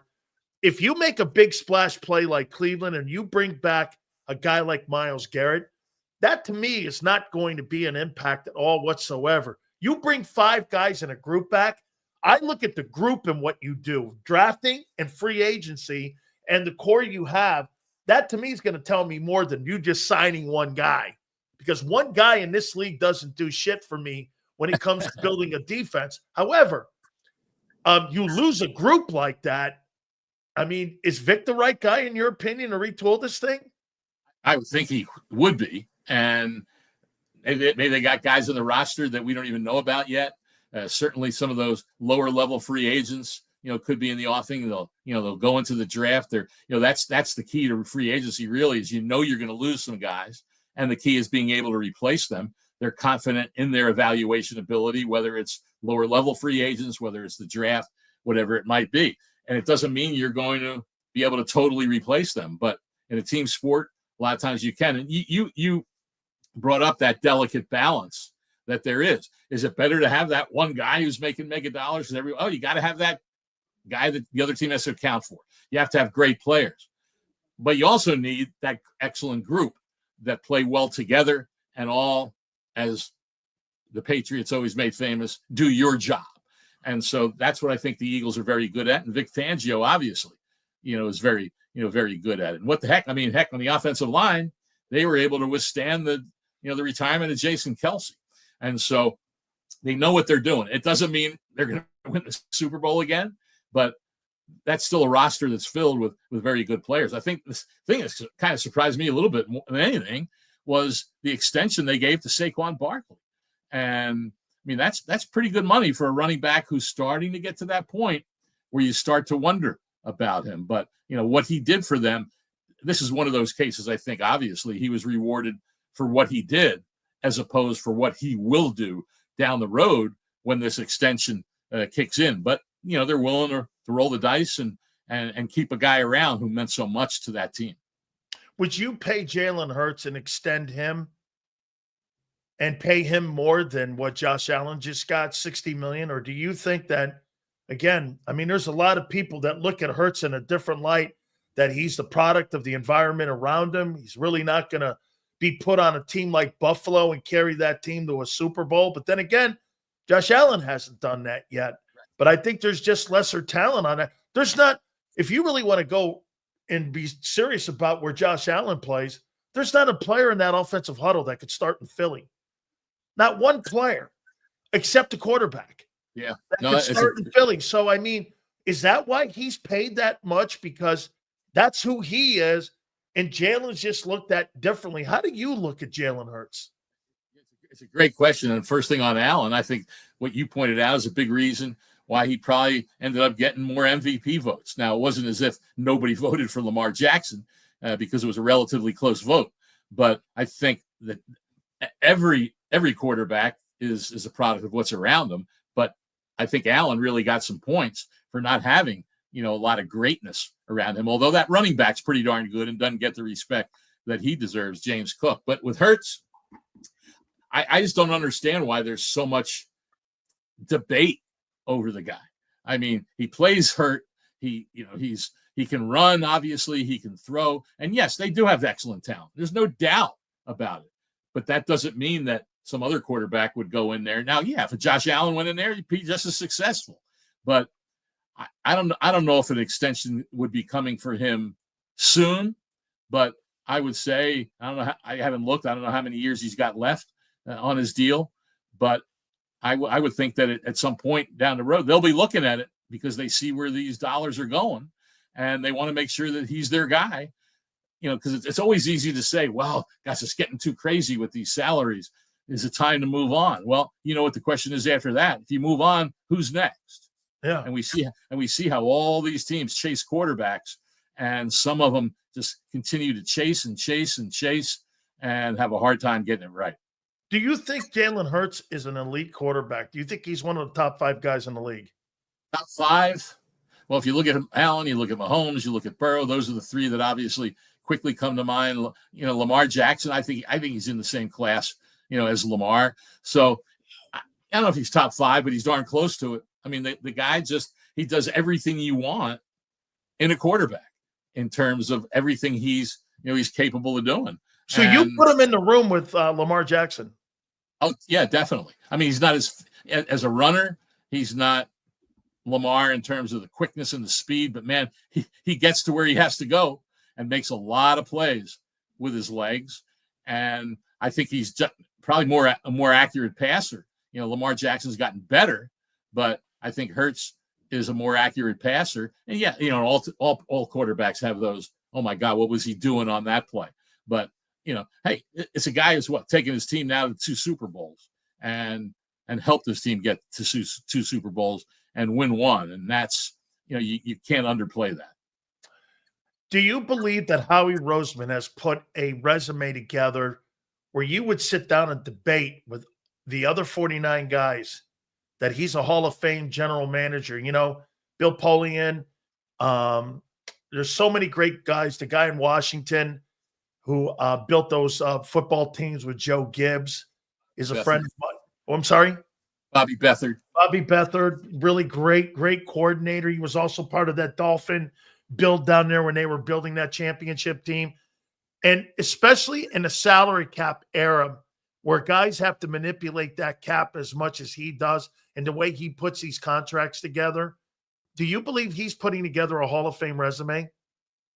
it's certainly one for discussion.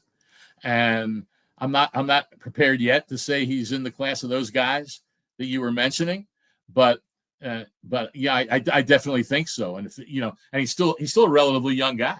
So if this continues, for another decade plus, then he has to be in the conversation for the Pro Football Hall of Fame. We put a lot of those guys in a short period of time once the contributors were separated from the modern day players.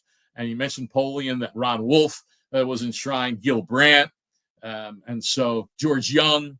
And so that was, that's with a lot of great talent evaluators.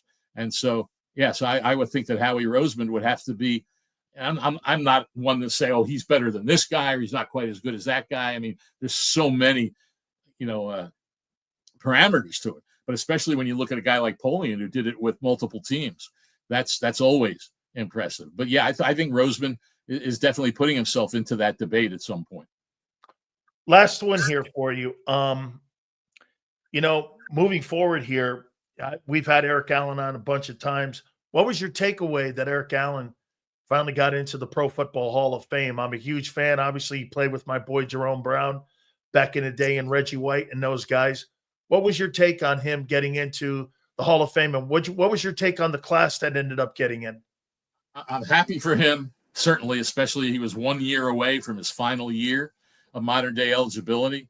And it's another time where you wonder, how does a guy get overlooked for so long? And there's certainly a lot of little intricacies that go on in the process that results in that sometimes. So I'm glad for him.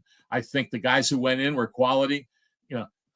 We could talk for another half hour about the way the process changed this year.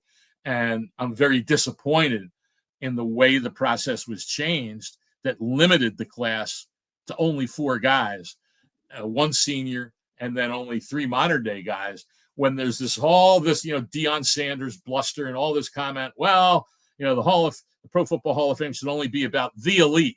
Well, you know what? If it was only the elite, there'd be years where you might not put in somebody. So that hay's been out of the barn for decades. And to make it harder to get in when it's already tremendously hard, I think I just don't think a good decision was made by the Pro Football Hall of Fame. There's been a lot of discussion since the class.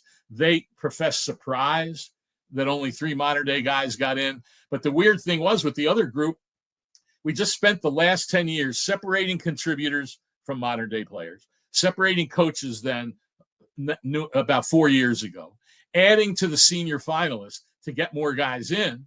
And then all of a sudden you come up with a process that takes all 5 of those guys and has them competing against each other, and only 1 of the 5 get in. I don't think that's the great way of going about this. So I'm going to be curious if there's any adjustment down the road. And by my comments, that has no, it's no slash or no criticism of the guys that got in. They were all deserving. But you take the other 4 modern day guys that were in the reduction to 7, and for people who don't realize it, in the past, we reduced it from 15 to 10 and then 5, and then voted yes or no on the 5. And for the last 2 decades before this year, all 5 would get in. And in the minds of some, it was getting too automatic. Well, one of the reasons it happens is because if there's enough no votes for someone when they get to the 5, and how hard that is, guess what? That guy's coming back next year to be in the group again, and they end up being elected, and then it keeps someone else from being in the 15 to even be discussed. So that's the way it had been done. This year was cut from 15 to 10 to 7, and then we each voted on 5 of the 7. So now you've got split votes, and there might be guys who miss getting in by 1, 2, 3 votes. I mean, it's not a mandate. I'm sure the vote was very close. And so you had 4 guys that made the 7: Torrey Holt, Willie Anderson, 2 first-time guys, Luke Kuechly and Adam Vinatieri. And to me, in my mind, once you got that far, two of those 4 would have been in the 5 in the vote, and they probably would be going into the Pro Football Hall of Fame. And I think that just crowds it more in coming years. It makes it harder for anyone to enter the 15 who hasn't been there before, except for first-time eligibles. And here's the simple math. 3 guys get in, that means 12 guys didn't, right? So if you presume that all 12 make the finals next year, there's only 3 spots. And if you looked at the list of first-time eligibles for next year, Larry Fitzgerald, Drew Brees, Jason Witten, a couple other guys that I'm not remembering off the top of my head. So it's just closing the process. And I don't. My own personal opinion, and the opinion of many, is it's not the best way of going about it. Sterling Sharp. I mean, I get the injury. I get it, but I mean, I don't know. I mean, what opened the door for him was Terrell Davis, when most of the time it was said, well, the career was too short, right? Career was too short. Then Terrell Davis got in. And then Tony Baselli, who wasn't even a finalist for about the first, I think, 12, 13 years of his career. He gets in. Short career. Kenny Easley is a senior that gets in. So now those guys with short careers who played at a tremendously high level are being looked at closer. And that's where Sterling Sharp came in for what he did before the explosion great play. Of the passing game in the NFL is just phenomenal. And who knows what he would have done if he had played another 6 or 7 years. The number would have been through the roof. And so do you penalize a guy because injury ended his career? So now we have those guys that are more in the mix than they were previously. But I think in terms of pure football ability, the guy was tremendous. But that's like telling me, though, Howard, that Bo Jackson would have been a Hall of Famer if he had played 10 years. I mean, if you're looking at ability and you're looking at what that guy brought, I mean, really, are you prepared to say that you've seen in the last 25 years 10 better running backs than Bo Jackson? Well, it's an interesting point. And yes, he probably did have Hall of Fame ability. And it's not like there's a line there that says, well, if you're going to have a short career, it's got to be at least 5 or 6 years of top quality play. I mean, Bo, I don't even know if he had 2. I don't think he did.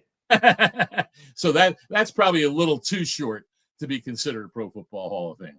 Absolutely. Howard, great stuff as always. Thank you so much.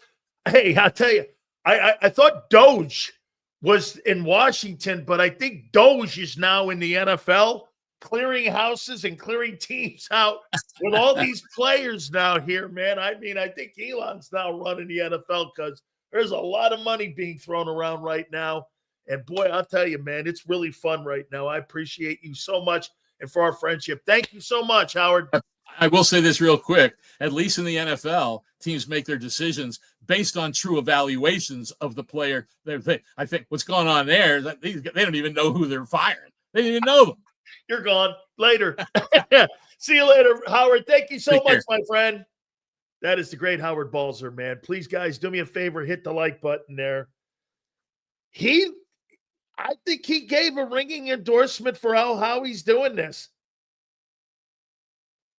He said that, hey, you know what his attitude was? You can't pay everybody.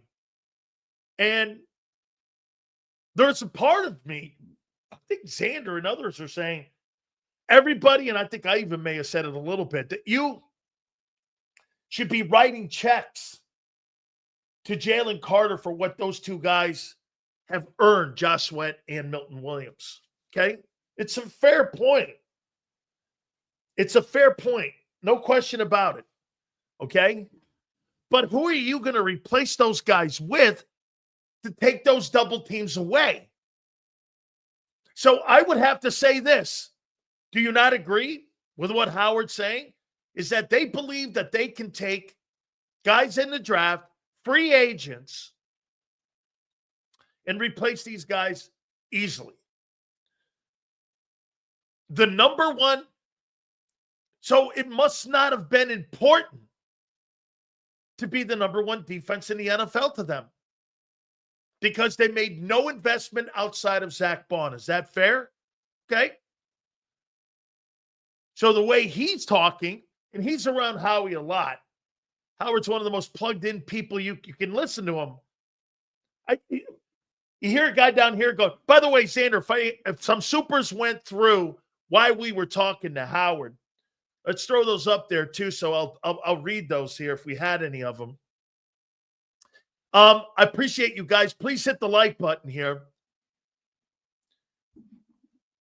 That's why Al Davis had a class with Minority, and you know why this.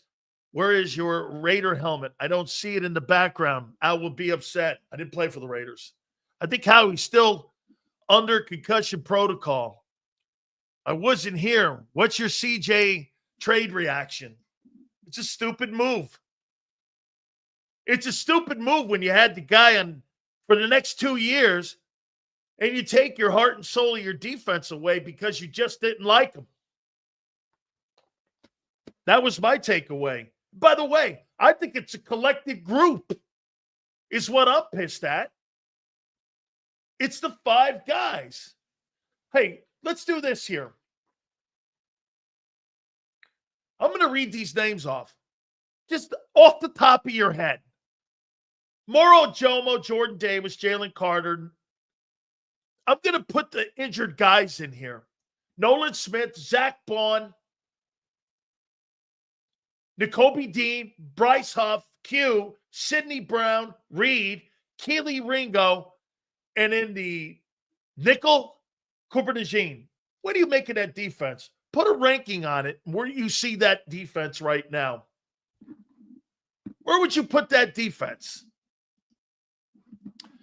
Could it be Gardner was going to make more money in 26? He was, 11.5. The final year of his deal, so the Eagles got rid of him at his highest value. So that they can get a what? A washed-up guard and a 5th pick? Or a 5th rounder? Matt D, does that make sense? 17, 15, top 10. That ain't a top 10 defense. If I had to put my name on that, I don't know anything about Sidney Brown. I don't know anything about Keely Ringo. Nolan Smith, we'll see if he can play a full season. And I want to see Moro Jomo play a full season. I would put this on it. I like that 13th, Mr. International. I think between 10 and 13, 10 and 15, somewhere in there. You think 10 and 15 is good enough to win a Super Bowl with that offense?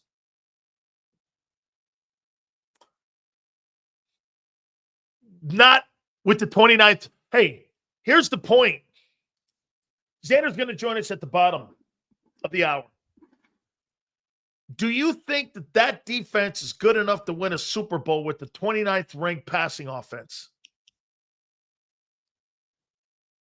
The reason that you were able not to have a good passing offense, you got away with it because you ran the shit out of the ball and your defense played lights out. You had a shitty passing offense.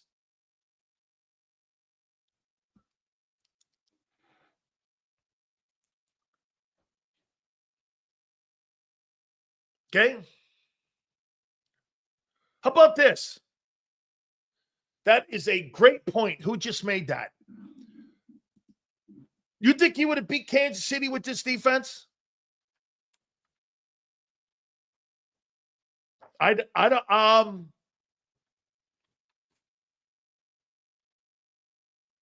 know. You were so dominant on defense in that game. The gap between us and Washington got closer now. Leon, how about this? That's one of my takes too. Leon, do I think Washington has closed the gap on you? Yeah.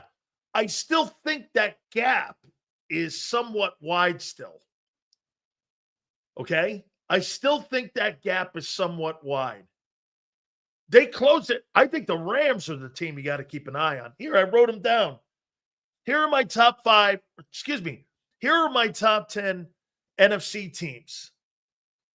10, I got Seattle. 9, I got Arizona. 8, I got Minnesota. 7, I got the Bucks. 6, I think Chicago's doing the right things. They're building the old line. And if they land Becton, that's going to be a completely overhauled offensive line. And I'm going to say this to you, man. If you're Caleb Williams, you are excited about playing football in Chicago. You're excited. because they built from the perimeter, which is ass backwards a year ago with the receivers, but then they turned around and they got all linemen. So if you're in Chicago right now, you're excited about what you're doing here. You got Green Bay 5. I've got Washington 4. I got the Rams 3. I got Detroit 2, and I got the Eagles 1. Okay, so I think the top 5 teams, my opinion, and Chicago, I can't put Chicago in the top 5 because I don't know what they're going to look like. Let me say this to you. I see somebody in here going like this, 4x4 going, Caleb Williams has asked, Jalen Hurts would be 2 in Chicago with that shitty O-line a year ago. Dude, everybody's good. Miles Sanders just got cut today. And Miles Sanders had 1,300 yards for you. Tills, Miles Sanders wasn't that good. You think 1,300 yards in the 4th best rushing total in the history of the Philadelphia Eagles? Wasn't really about him. It was about the old line.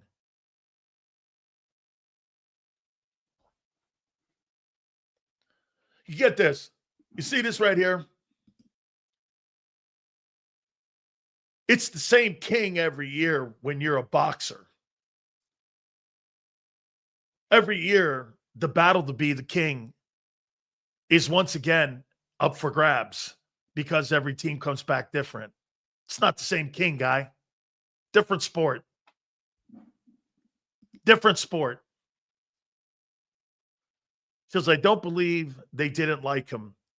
They brought him back. I think Howie didn't want a holdout or discontented player. And Javon Harlan's contract means CJ was due big money in restructuring. $8 and $11 million. He wanted, he was going to start negotiating. Well, then that means, hey, I don't think that's the case at all. By the way, I really liked his letter that he sent out to the Eagle fans. Unlike the last time, I think he really did a great job in his exit out the door. You know why? His exit out the door this time has a Super Bowl ring. And I think he's more comfortable with himself this time around than it was the last time. Okay?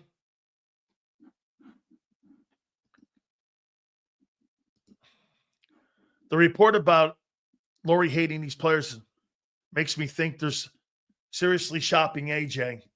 I'll read that to you because I was given that as well.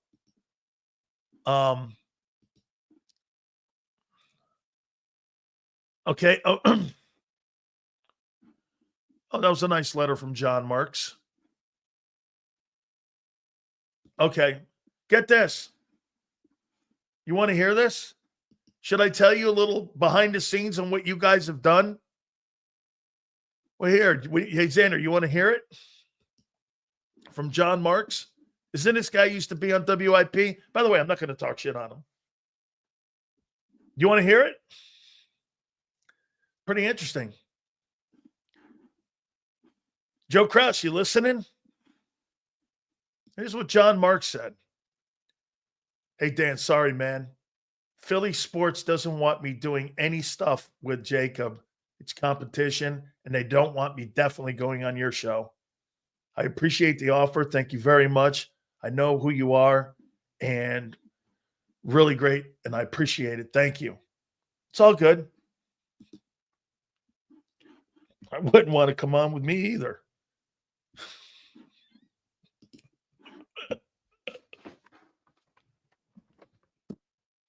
NBC Sports Philly, WIP, Odyssey, and The Fanatic are all telling people not to come on my show. I'm competition.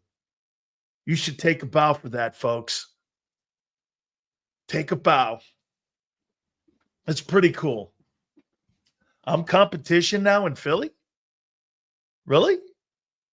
Little old Dan. You're my competition in our competition, is what he said. Here. Hey, Dan, sorry, but Philly Sports doesn't want me coming on and doing stuff with you. You're our competition. Thank you so much for the offer. If anything changes, I totally will let you know. It's really cool. I don't have a problem with them.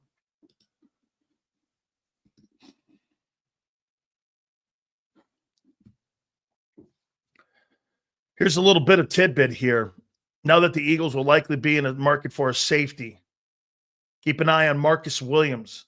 He's expected to be released by the Baltimore Ravens. Could be somebody to keep an eye on. They may bring him in. Wait till the draft. We don't have multiple high-round picks. If we rely on fifth-rounders to replace these guys, good luck. JD3. I don't think it's a good draft. Okay?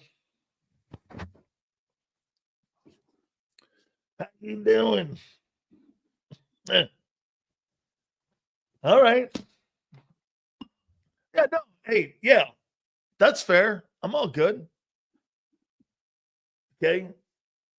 That's good. I'm all right with that, man. I totally am. Absolutely. One thing on that Patriots deal with Milton Williams. Milton Williams is now the highest paid player in the history of the Patriots. Is he a star? No. He's a really good football player. He's a really good player. His value is hidden in what you can do with him. You know where I think of all the guys that are missing? Here, let's do this. Sweat, Williams, Slay, CJ. Let's just use those. And not Isaiah and Oren Burks. Who's the tougher guy to replace? Sweat, Williams, Slay, or Gardner Johnson? Man, that's a tough question. They're all good. Man, Williams gives you so much versatility. Here, I'll give you my diagnosis on. You know what Sweat gives you? He gives you a ton of snaps. And at the end of the year, he's got really good numbers. Every year, he puts up good numbers in total snaps. When you're looking at here, and for a guy with a knee injury, like I told you guys, he was never coming back. He was never going to come back here. Josh Sweat. Let's take a look at the last 5 years playing here. Let's take a look at this here. What he's doing here. Let's see here. Okay, here's his last years in sacks: 8, 6.5, 11. This guy has been one of the absolutely more productive. Steve! This guy's been one of the most absolutely productive guys that we have here. Look at this, the last 5 years. 1, 2, 3, 4, 6. Let's see, 9, 10, 11, 12, 13, 14, 11. That's 25. 7, 8, 9, 10, 11, 12, 32. And last year he had 8. This guy in the last 5 years has had, Steve!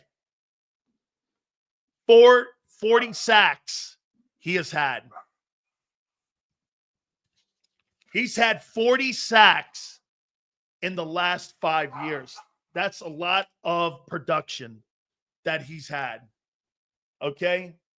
So, I mean, who's replacing him with that? Okay?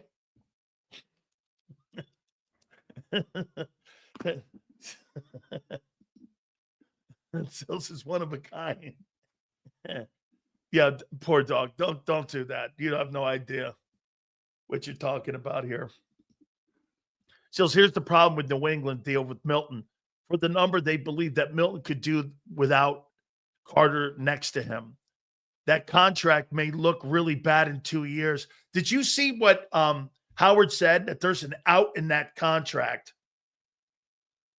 You want me to, hey, Sue, you want me to show him? I will. I'll show him one day. You guys care more about poor Stevie than what I'm saying.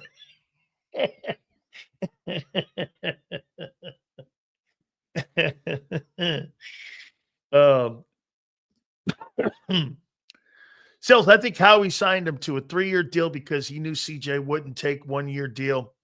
And we need to plug in a safety because Sidney was hurt. Howie was and knew he was going to move off of him. I never in any way. So do I, Sue. Hey, Dan, why did you name? I didn't name the dog Stevie. Thank you very much. No, I didn't name the guy. My wife did. That's her dog.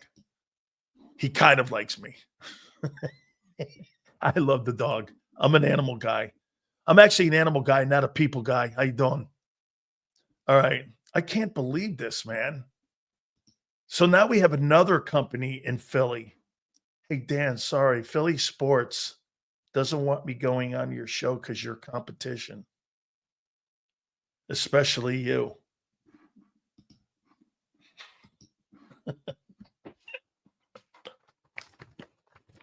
I don't know what it is. I shake them up, don't I? Bob, what's the out? He says in Stevie tolerates you. Yes, he does tolerate me. The out is, Bob, is that after 2 years, you heard Howard say that it's reduced down to 12. They can move off that, especially with the cap moving up the way it does.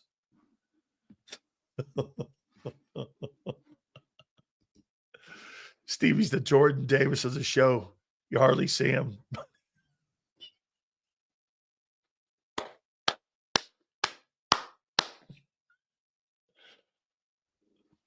M. Reyes, that's a winning take. That's a winning take. Okay. Fox was considered outside competition in 94 too, Sills. Okay. Dude, Stevie wanted to keep Burks. I think Stevie wanted to keep Milton Williams. That's who he wanted to keep. You talk about WIP all the time. Are you surprised? Yeah.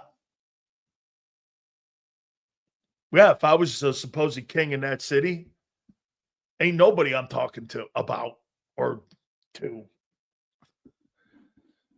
God forbid if I lived in Philly.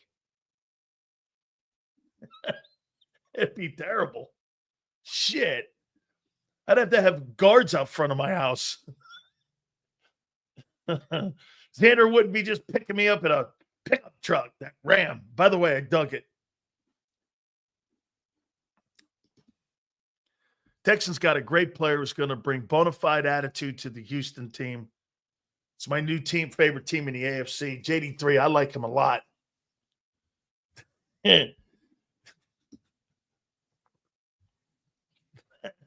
They're sending him now.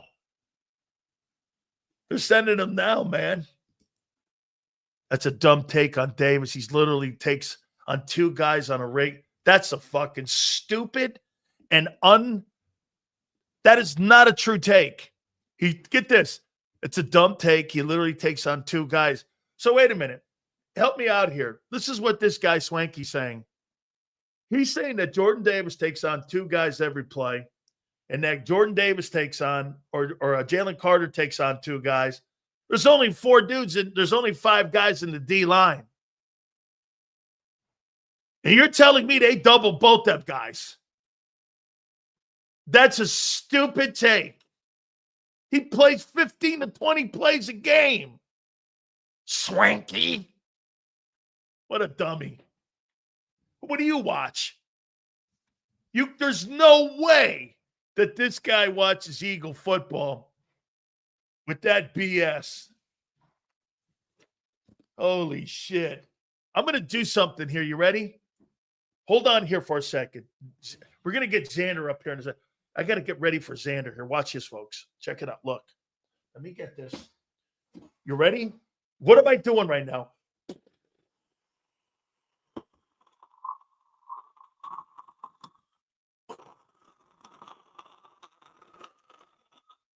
And then I do this.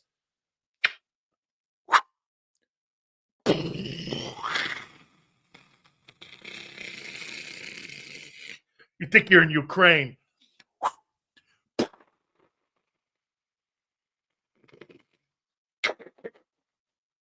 Or here's one right here, too. Here's Howie right now. He's over at the Philadelphia Fair. Watch this there. Milton. Pow. Sweat. Pow. Slay. Pow. CJ. Pow. Firing squad. You took a firing squad to the number one defense in the NFL. Hey, look, man. I've forgotten all about the parade already. Yeah. Woo! Gardner Johnson, I can't stand him, so I'm trading him for a fifth-round stiff. Hey, that's good. I can't stand the guy. Hey, man, you know how many people could Jimmy Johnson told you numerous times, hey, you got to put up with these kind of guys. You don't win Super Bowls with choir boys. All right.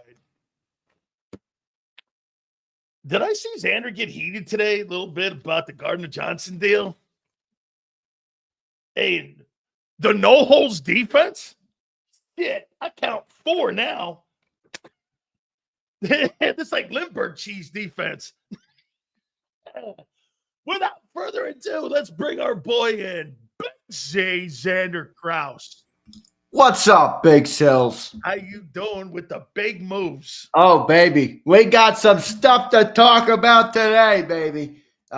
Look, big trade today, man. My initial reaction is kind of more like you. I mean, you took a blowtorch to this defense. Now, I'm not as doom and gloom where I'm going to sit here and say the final product's going to stink. But right now, you got rid of a lot of guys on that defense, undoubtedly. Good guys. Good guys. Good players on that defense. So what are you going to do? Here's what I will say, though, about replacing him. I'm more worried about replacing the toughness and the grit and the physicality and the mindset and also the playmaking ability of that player. I think we can get a guy who can cover. I mean, let's be real here. I like CJ Gardner-Johnson, but he wasn't. This isn't Ed Reed. This wasn't Brian Dawkins. I mean, he got beat a lot in coverage. There was moments we gave up touchdowns with him. So I think you can improve on it. But how do you bring those intangibles to the defense that I felt he brought in 22 and in 24, the 2 years that the team went to the Super Bowl and had a top defense in the NFL? How do you replace that? You don't just replace that by getting a good, talented player. That's something that comes from within. And I think he brought that. And it'll be interesting to see how they replace that. But I'm not feeling as doom and gloom as you are. But no holes defense, I'm going to put that up here for now. There's a little shelf. Picture a shelf right here. I'm going to put the no holes defense on top of that until we see what Howie does to rebuild. Here's just the feeling of what I had when I saw all this. And then I told you before, one move doesn't move me. A collective group of moves does. And to me, what I hated about it, now, Xander, maybe this is selfish in my part because I love exceptional defense. And when I see a special group of men that came together, like you just said, Gardner Johnson's not the greatest. Well, he did have 12 interceptions in 2 years. Yeah, it's true. That's why I said playmaking. And by the way, if you look at his resume, he has played in 3 NFC championships in a row. Yeah. And 2 Super Bowls, won 1. I mean, sure, he's a shitty attitude at times, but as I've said before, hey, welcome to the punch. Welcome to the punch bowl. I'm in there with you. I get it. I understand. And to me, it's just a collective group of guys that you had something so special. And it really now, without a doubt, it just shows you the emphasis that they have on having offense. And they think having defense is a luxury. And to them, whether it's the number 1 defense or the number 15 defense, it doesn't really matter to them because they just think it's a luxury that they're going to win Super Bowls the way they do it. Their track record speaks to it too. But you go back to the Jeff Kirk comment of 2 years ago that he made on your program. This is why you get the peaks and valleys sometimes, because you really think you're going to have, to me, it's not about replacing them. It's about replacing the chemistry to be able to execute all the things that they were able to do a year ago. You really think you're going to find 5 new men after 5 men did all those great things with this core young group of guys, and they're going to repeat that? I find that hard to believe. Now, I don't think it's gloom and doom. I don't. I just think you've gone from the number 1 defense to somewhere in the top 13, somewhere in there. I think you're going to land somewhere in there. Is that going to be good enough to get you to the Super Bowl again? We'll see what they do in free agency. Maybe a trade's coming up, and we'll see what they do in the draft. But if anybody thinks a day 3 free agent signing and a draft this time with the amount of volume of players you've lost is going to fix, you didn't have this volume to replace a year ago. It's a different game this year. And you won the Super Bowl and you were number 1. Last year, you were coming off the 23 season. Now you're coming off the Super Bowl season, and you're acting like you came off the 23rd season by moving pieces around like this. It's kind of remarkable. Yeah, I mean, look, here's the one thing I will say. This move is either a disaster or it's a chess piece move. Howie's playing chess, and this is setting up something that's to come. And for me, there's only 2 ways to slice it, because I don't think you're getting better at safety by slotting Sidney Brown in there. So maybe he has a move up his sleeve for an edge. Maybe, I don't know, Micah Part. I don't know. I'm just saying maybe there's something like that Howie's working toward where he'll take the hits now, because even talking to John about this, right? There's no advantage football-wise for this trade. This trade made 0 sense for the Eagles football-wise, and you don't see how we get beat in trades like that often. So something was done here for a reason that I think is deeper than football. The team got worse. You traded the starter on defense for a bust first round and a 5th pick. But you swapped. You gave back a 6th. No, I got, yeah. So like you swapped. I mean, you didn't even. So I'm wondering if Howie's going to do something big here on the defense to try and really bring it back, because it just doesn't make a whole lot of sense to move on from the player at this point. I mean, you talked about the money, but you don't really need the money this year. You do a little bit, but you didn't need to make. If you made this cut next year and you paid Jalen Carter, I'd be like, yeah, I mean, come on, this is business. 11.5. But he makes next year in 26. Yeah, so we'll see. I mean, look. It's going to be tough to replace the player. I don't think he was the reason the defense worked. I mean, I won't go that far, but you got to replace the guy. You got to replace what he brought to the defense, a little bit of the swagger. I like to use the word swagger. Thought he brought a lot of that to the defense. And how do you recoup that? I don't know. Maybe there's a bigger plan in works. Maybe that Trey Hendrickson deal comes back into focus here. I mean, I'm spitballing here on this thing here with this is maybe that Hendrickson deal, because, dude, if you think you're going to replace with a rookie edge rusher and you're going to land on a guy, the draft after 15, I don't know. I mean, who knows? I don't know. Guy could come out of nowhere and be a Josh Sweat 4th round guy and be a star. Remember something about the 2 guys that you lost. One was a 4th rounder and the other was a 3rd rounder. So let's put that in perspective. It doesn't necessarily have to be in the top 2 picks for in the land. You know what I mean? I mean, if you get a guy and you get good, you have evaluating of a guy and you got a coach like Vic in there, maybe that's what they're looking. There's clearly more pressure on Vic Fangio now, yes? Oh, absolutely. I mean, they're telling him again. You know what? While you say that, though, while there's more pressure, I do wonder if Vic had something to do with this trade. I don't think you trade the starting safety after letting Milton Williams walk, after letting Josh Sweat walk, letting Isaiah Rodgers walk, and Oren Burks walk. I don't think you trade the starting safety without talking to your defensive coordinator. And I wonder if Vic was like, I like the player, but I'll be all right without him. I mean, we'll be good. I can prevail there. I wonder. I'm not saying he said that, but you got to think he went to Vic, right? There's no way you think so or no? No. I think there was conversation, but I think this was more about cap integrity. and how they do Yeah, I business. don't know. John seemed to think it was about off the field stuff. Well, no, about CJ, yes, but I don't think Yeah. I think the Isaiah Rodgers move is stupid. I think the Oren Burks move is stupid because those were not a lot of money. That's not a lot of money for guys who helped you win the Super Bowl. I mean, those guys were instrumental pieces. They were, get this, you can't, those are your attrition pieces. You know what I mean by that? That when you lost somebody and Slay went down, or absolutely. you put Rodgers in. When you lost Dean, you dropped Oren Burks in there. Those were kind of like, and I'll even give you a better one. We're talking about Moro with Jomo. How about replacing Moro with Jomo? Because that's another good point. When Milton came out of the game, when Carter rarely did come out of the game, but when he did, when Davis came out of the game, you had reinforcements. How are you going to have, if the reinforcements are moving up to the front line, who's going to be your reinforcements? These are all little things that add up to make a number one overall defense. This is a good point by you. And how about this again, too? You guys want to move Cooper out to the number? You were exceptional in the slot. I don't think they're going to move him out there. I don't either now. I think they're going to find a corner out there. I think they're good. You know what?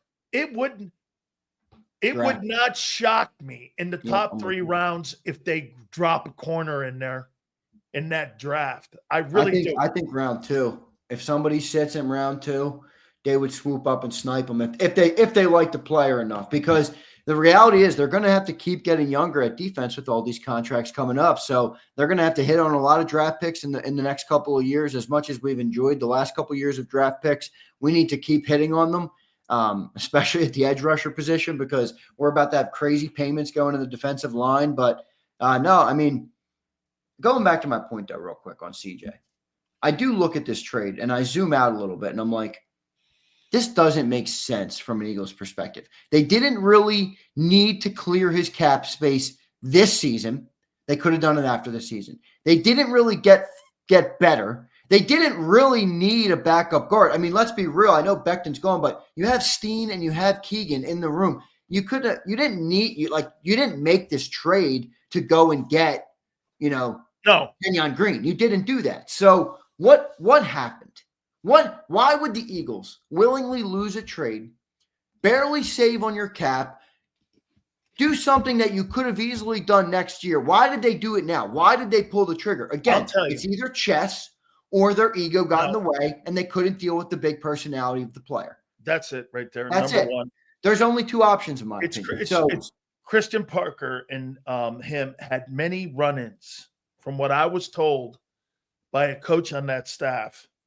And I mean by run-ins, it just got to be where he was constantly chirping. He'd chirp in meetings. He would chirp on the sidelines. He would chirp and he would say things. It becomes too much. You know what? In the team meetings, I heard that he would be in the team meetings and he would be just chirping at the players in there and kind of undermining some of the stuff that the coach. And from what I understand, Parker had a hard time controlling him, and Vic had to go to him numerous times. Now, this is what I'm being told. That he had but what you wanted to do, and can I tell you who was the guy that fucking calmed it down? It was Nick. It was Nick. They said that Nick was the only guy that would keep him in kind of in the game and kept him focused. Maybe an emotional guy talking to another emotional guy. Yeah, right. They get each other, yep. And so he gets this. I wonder if Nick is taking this as a little bit of a shot, Hey man, we're still in charge.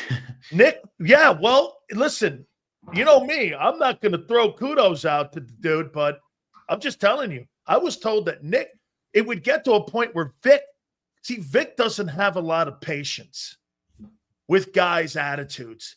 You're either going to fucking play for him or you're not, and you're going to listen. If you listen, you play, and he will coach your pants off. But if you're constantly doing this and you're off on the reservation doing whatever. Yeah, but that's not a reason to get rid of a guy. It's not. No, I get it, though. John's right. I don't think Vic wanted him gone. Yeah, I mean, if you look at, John Byrne made a good analogy this morning when we did our instant reaction. He's like, look, there's been way better players than CJ Gardner-Johnson in the NFL who have been let go for off-the-field antics. Look at T.O. Look at all sorts of guys. And they were way better than CJ Gardner-Johnson was. So it does happen all the time. But while that's true, I think I also can hold an opinion that this is because the fucking suits in the front office can't handle a big personality, a big alpha dude who doesn't want to be told what to do, who's going to bark, who's going to have an attitude, all those things. And I can relate to all those things. I understand all of those things. But guys in suits, guys who stroke checks, guys who sign contracts don't give a shit about that. And they'll flex their proverbial power if you make them feel uncomfortable. Maybe that's not what's happening here. It might not be. It really might not be. But I do see this sometimes, and I do wonder, like, big personality dudes, dude, they make people – Sills, you make people uncomfortable with your personality. You get that. You walk in and the radio producer's like, oh, don't say this, don't say that. Oh, what? You deal with it all the time. And you're like, dude, you don't get it. You don't get it. I could see that with it. I'm not saying, again, I'm speculating. I'm not saying that's what happened. I'm just saying CJ does have that personality where he rubs it off on people, and you're either going to like it or you're not going to like it. I'm going to make the point again to you. I played with Jimmy.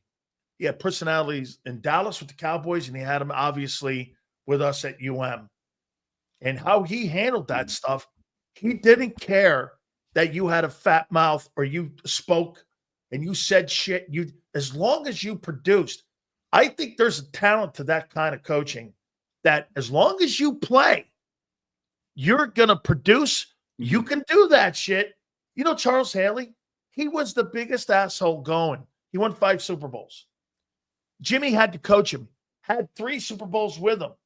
Okay. He was very difficult to deal with, but you have to do special coddling to that kind of personality, especially the ones that produce for you.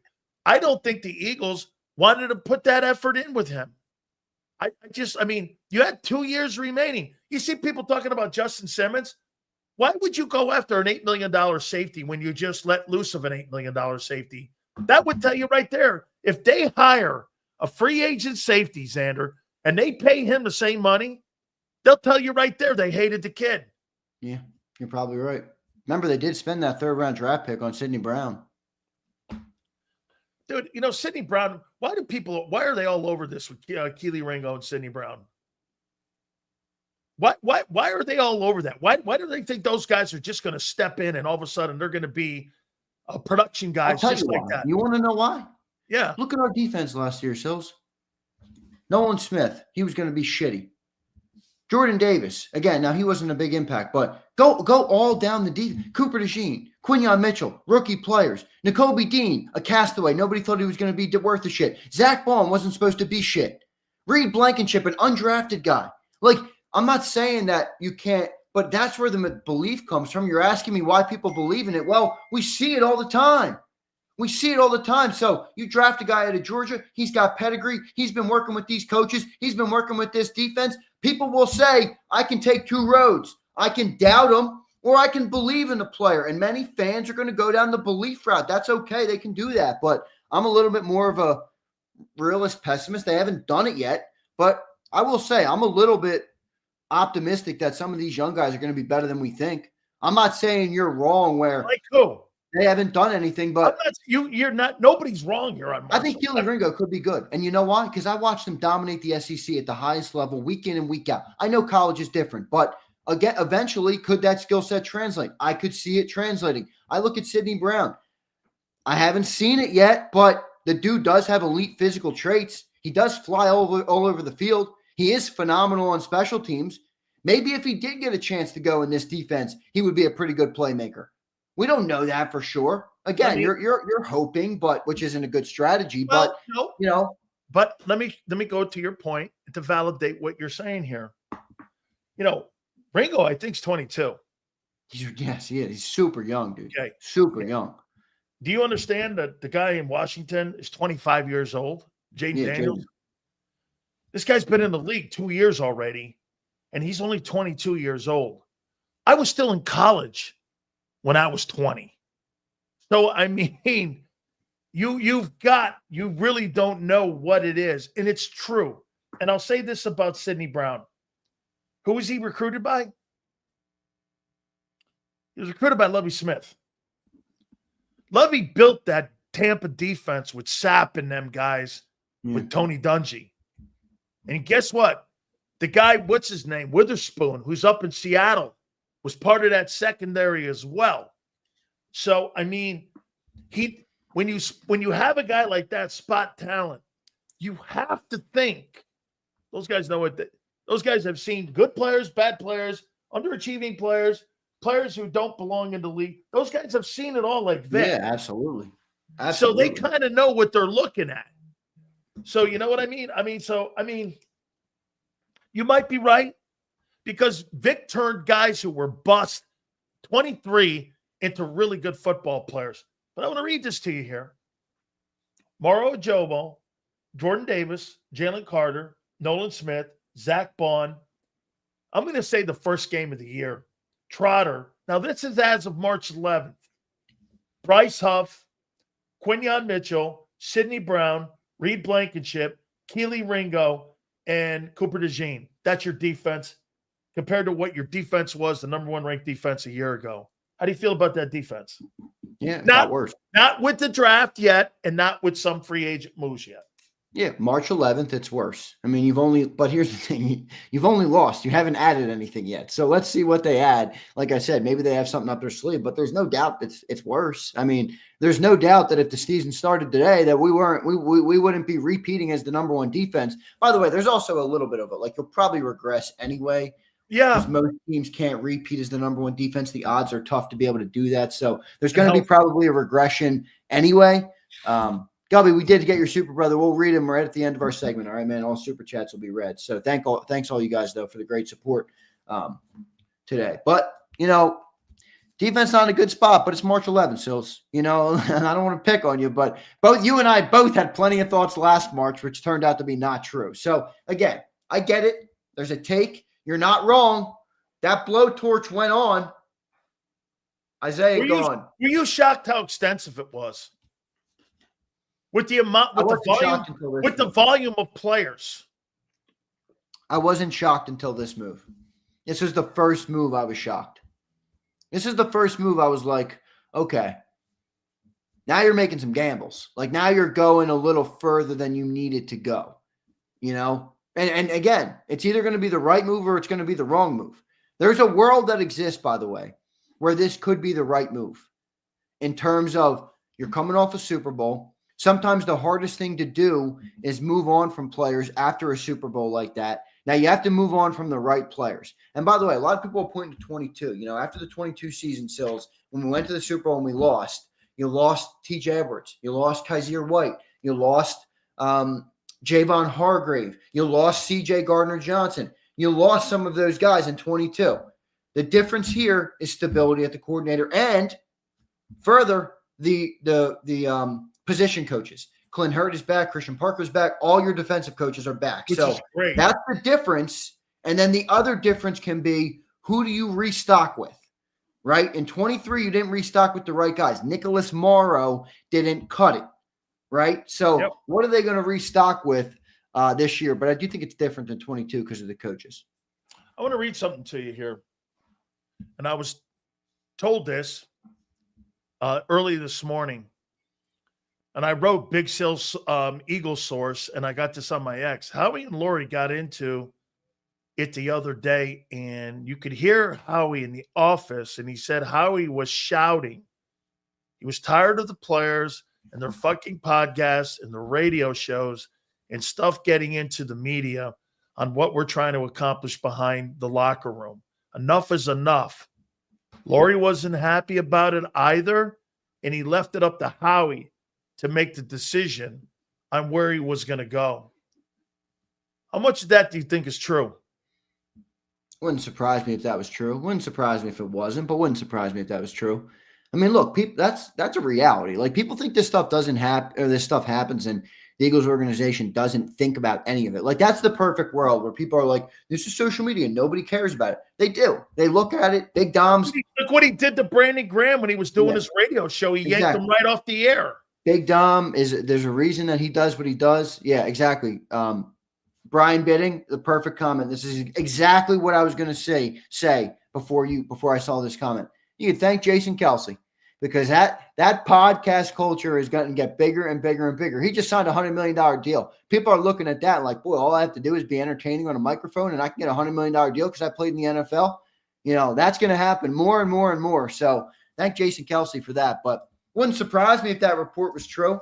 And it wouldn't surprise me, but like I said earlier, I don't think most GMs like the big controversial player, the guy that has that fuck you alpha dog type of mentality, that you're not going to tell me what to do. Most guys don't like that, especially guys who are, in charge. So wouldn't surprise me, but I won't speculate on it. CJ was, by the way, on your show, CJ was doing speaking of it, a podcast. He was, I don't know if he was live streaming or something, but he responded to the trade and just said, I wish everybody luck over there. Darius, I loved his exit this time. Yeah, his exit was fine. So I don't know. I don't dislike CJ Gardner-Johnson. I've grown to like him for what he is. I think there's a room for that. But for whatever reason, they wanted to move on a year early. Something happened. Oh yeah, no, they got tired of it. Something happened, or something's coming. They got tired of him. They got tired of him. They got let's tired. Be real, we got fleeced on the trade.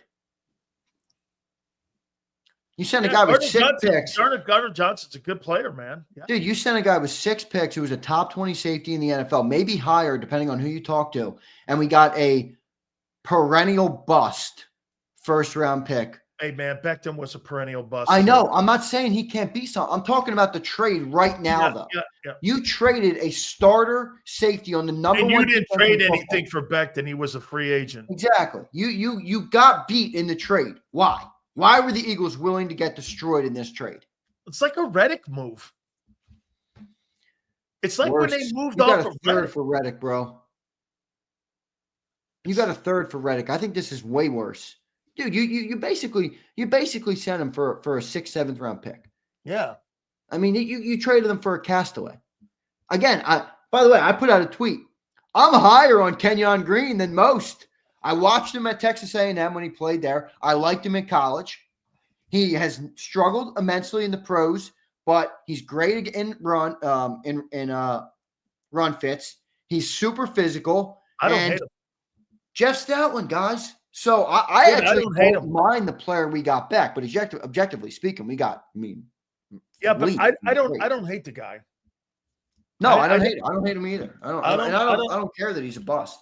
But Chicago's offering Becton $11 million a year, $11.5 million a year, and they want to sign him to a 3-year contract or something. By the way, we'll read all supers at the end of the show, or at the end of the segment. Excuse me. Chicago, dude. I think Chicago. I wrote these teams down here. Do you agree? 10 teams. And one thing before I name the teams, what I don't like about the whole offseason so far. Instead of expanding your lead on the other teams in the NFC, you move them closer to. Now, look, I'm not telling you or anybody that Washington is like right next. That's Mark Holmes bullshit. I'm not doing that. And the gap is still wide with some of these teams in the NFC, but you're moving the sticks and the yardsticks closer to you when you do things like this. It just, you had a sensational lead on them with this. Now you kind of close the gap. I don't know. I don't I agree. think the Rams got better. Rams got better. Some teams closed the gap, but just because you go out on March 10th of free agency and you pick up a bunch of names and you make news on March 10th, that doesn't mean your team got better. Your team got more expensive. That doesn't mean your team. Look at what we signed last year. We could have said to somebody in the offseason as an Eagle fan, hey, we got better at the edge. We signed a bust. He did shit for our football team. In fact, we couldn't find ways to bench him late in the year. We were trying to find ways to get him off the field. You had to healthy scratch him in the Super Bowl. With injuries all over the defensive line. So March 11th, we didn't make headlines. March 11th, it looks like we got worse. Let's see. Like, you told me the Commanders got closer. Bobby Wagner's a year older. Bro, I said they got closer, but not the gap is still wide. That's what I said. They added I'm not telling you they're in the room with them. I'm telling you they got closer, but that gap is still wide. I know, I'm not saying you're wrong. I'm just trying to give some light to people on just because the Eagles seemingly got worse right now doesn't necessarily mean that everybody's on our heels. Like I'm looking at what the Commanders did. They signed John Bates and Zach Ertz. Let's be real. I mean, what re-signing those guys doesn't make you closer to the Eagles. Picking up Deebo Samuel's a solid deal for a fifth, but he's coming off his worst NFL season since he came into the league and really looked like a shell of himself last year. Javon Kinlaw is overrated. And by the way, you let Jonathan Allen walk for $5 million more than you paid Javon Kinlaw, who's not half the player. So 20, I don't like 20 a year in Minnesota too. I know. 20 a So like year. again, I think the Tunsil move was good, but I don't really think the Commanders got that much better, is my point. I think they probably got a little better, but I don't think they got like that much better. I think the Tunsil move was the best move they made. I think Chicago and LA got better. Chicago got better 1,000%, and LA got better 1,000%. And LA is probably the more concerning team there because LA was within an earshot of you in a playoff game. So that's a team that could be there late in the year. Chicago, we still have to sit. You know, Chicago, here's the funny part about Chicago. They could get worlds better and get closer to the Eagles, and they're still a light years away because they finish 7-10 instead of 5-12. So let's see what happens in Chicago. But the Rams are Here's the 10 teams I wrote down. 10, I got Seattle. 9, I got Arizona.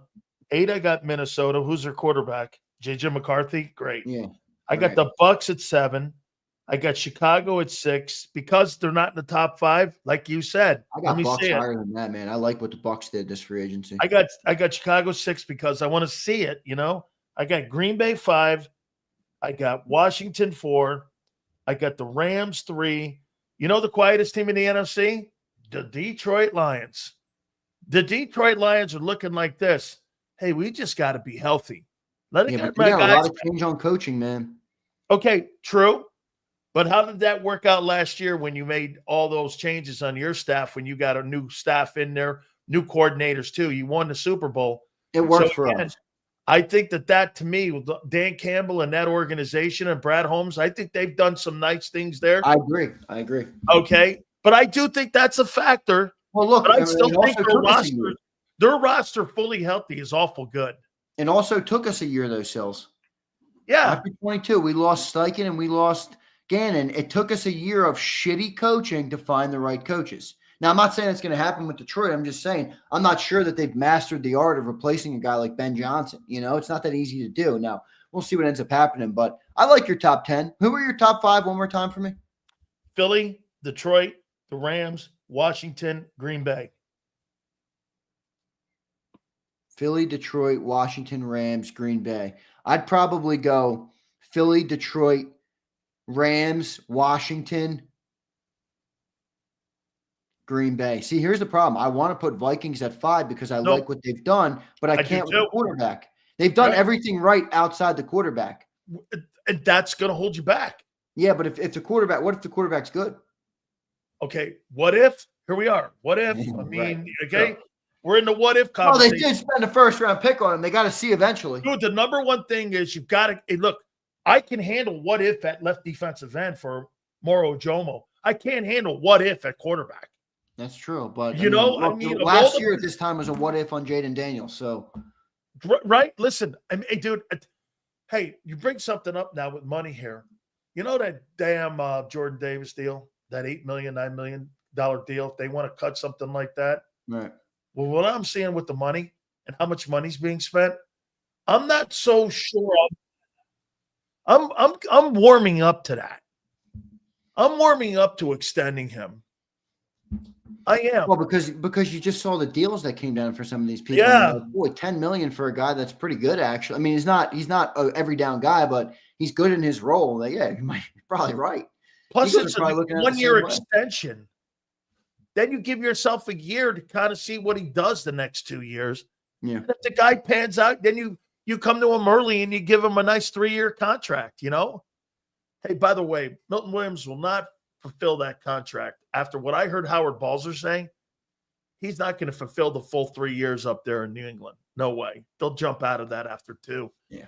Because, I mean, here, do you agree with my take on this one? I agree that you and Howard and all those guys say, hey, those guys should be writing checks, sweating, what's his name, to Jalen Carter. But don't you agree?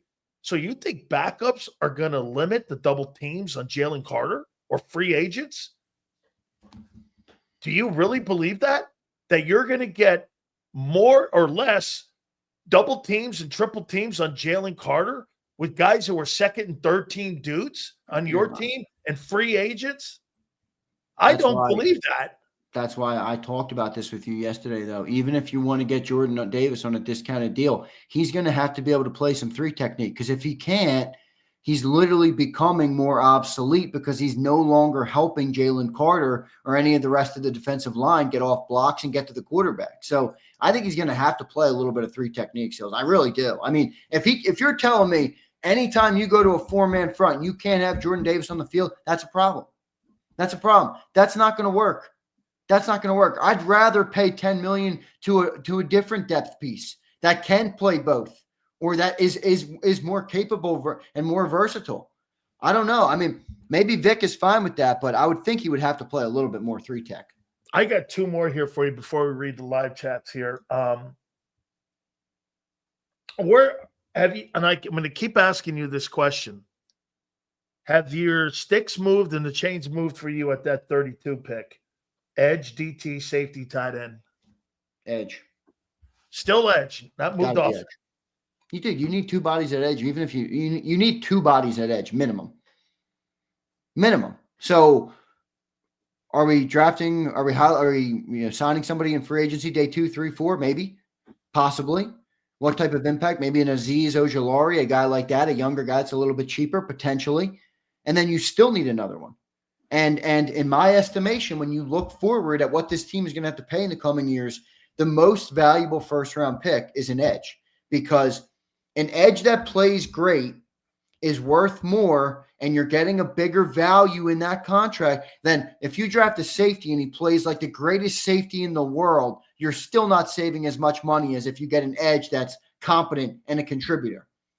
So that's why I think they're going edge, because they have to. This is a roster crunch a little bit right now, and if they play it the right way, they'll be okay. But I think they're going edge round 1 for sure. Okay, now or DT I think would be possible. That's edge. I'm edge DT.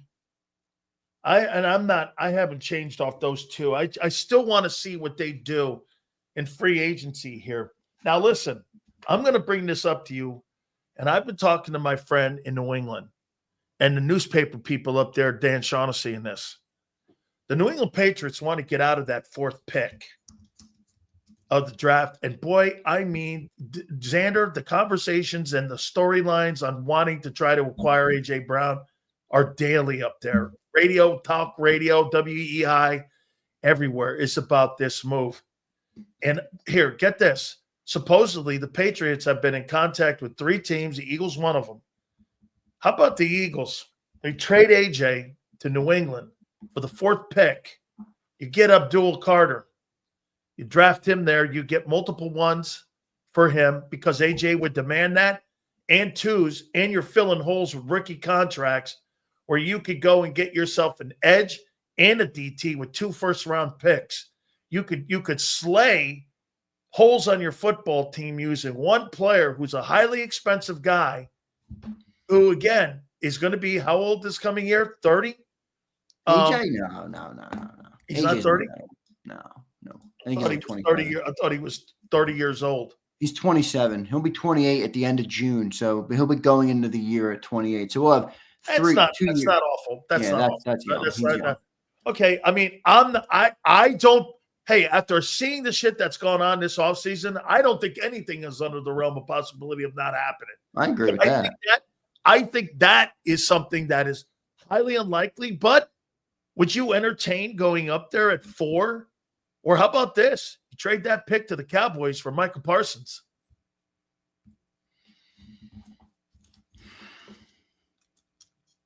This is a tough one. I think the thought is fair. I'll say that. All right. I don't think you're off base on the thought, because you look at this team and, like, people have talked about, we're paying Jalen Carter $40 million next year. That's So coming. something has to give. Now, I like to think that the AJ thing isn't coming yet. I think it will inevitably come one day. There will be a day when AJ's probably gone from this football team because you just have to. It's just business, but I'm not sold on it. I'll tell you why. I'm not really that sold that Abdul Carter is going to be I think he's going to be good. I'm not sold he's going to be like the next coming of Myles Garrett or even the next coming of Micah Parsons, to be honest with you. So I'm not really sold in that regard. I think the Micah Parsons thing is honestly a little bit more interesting.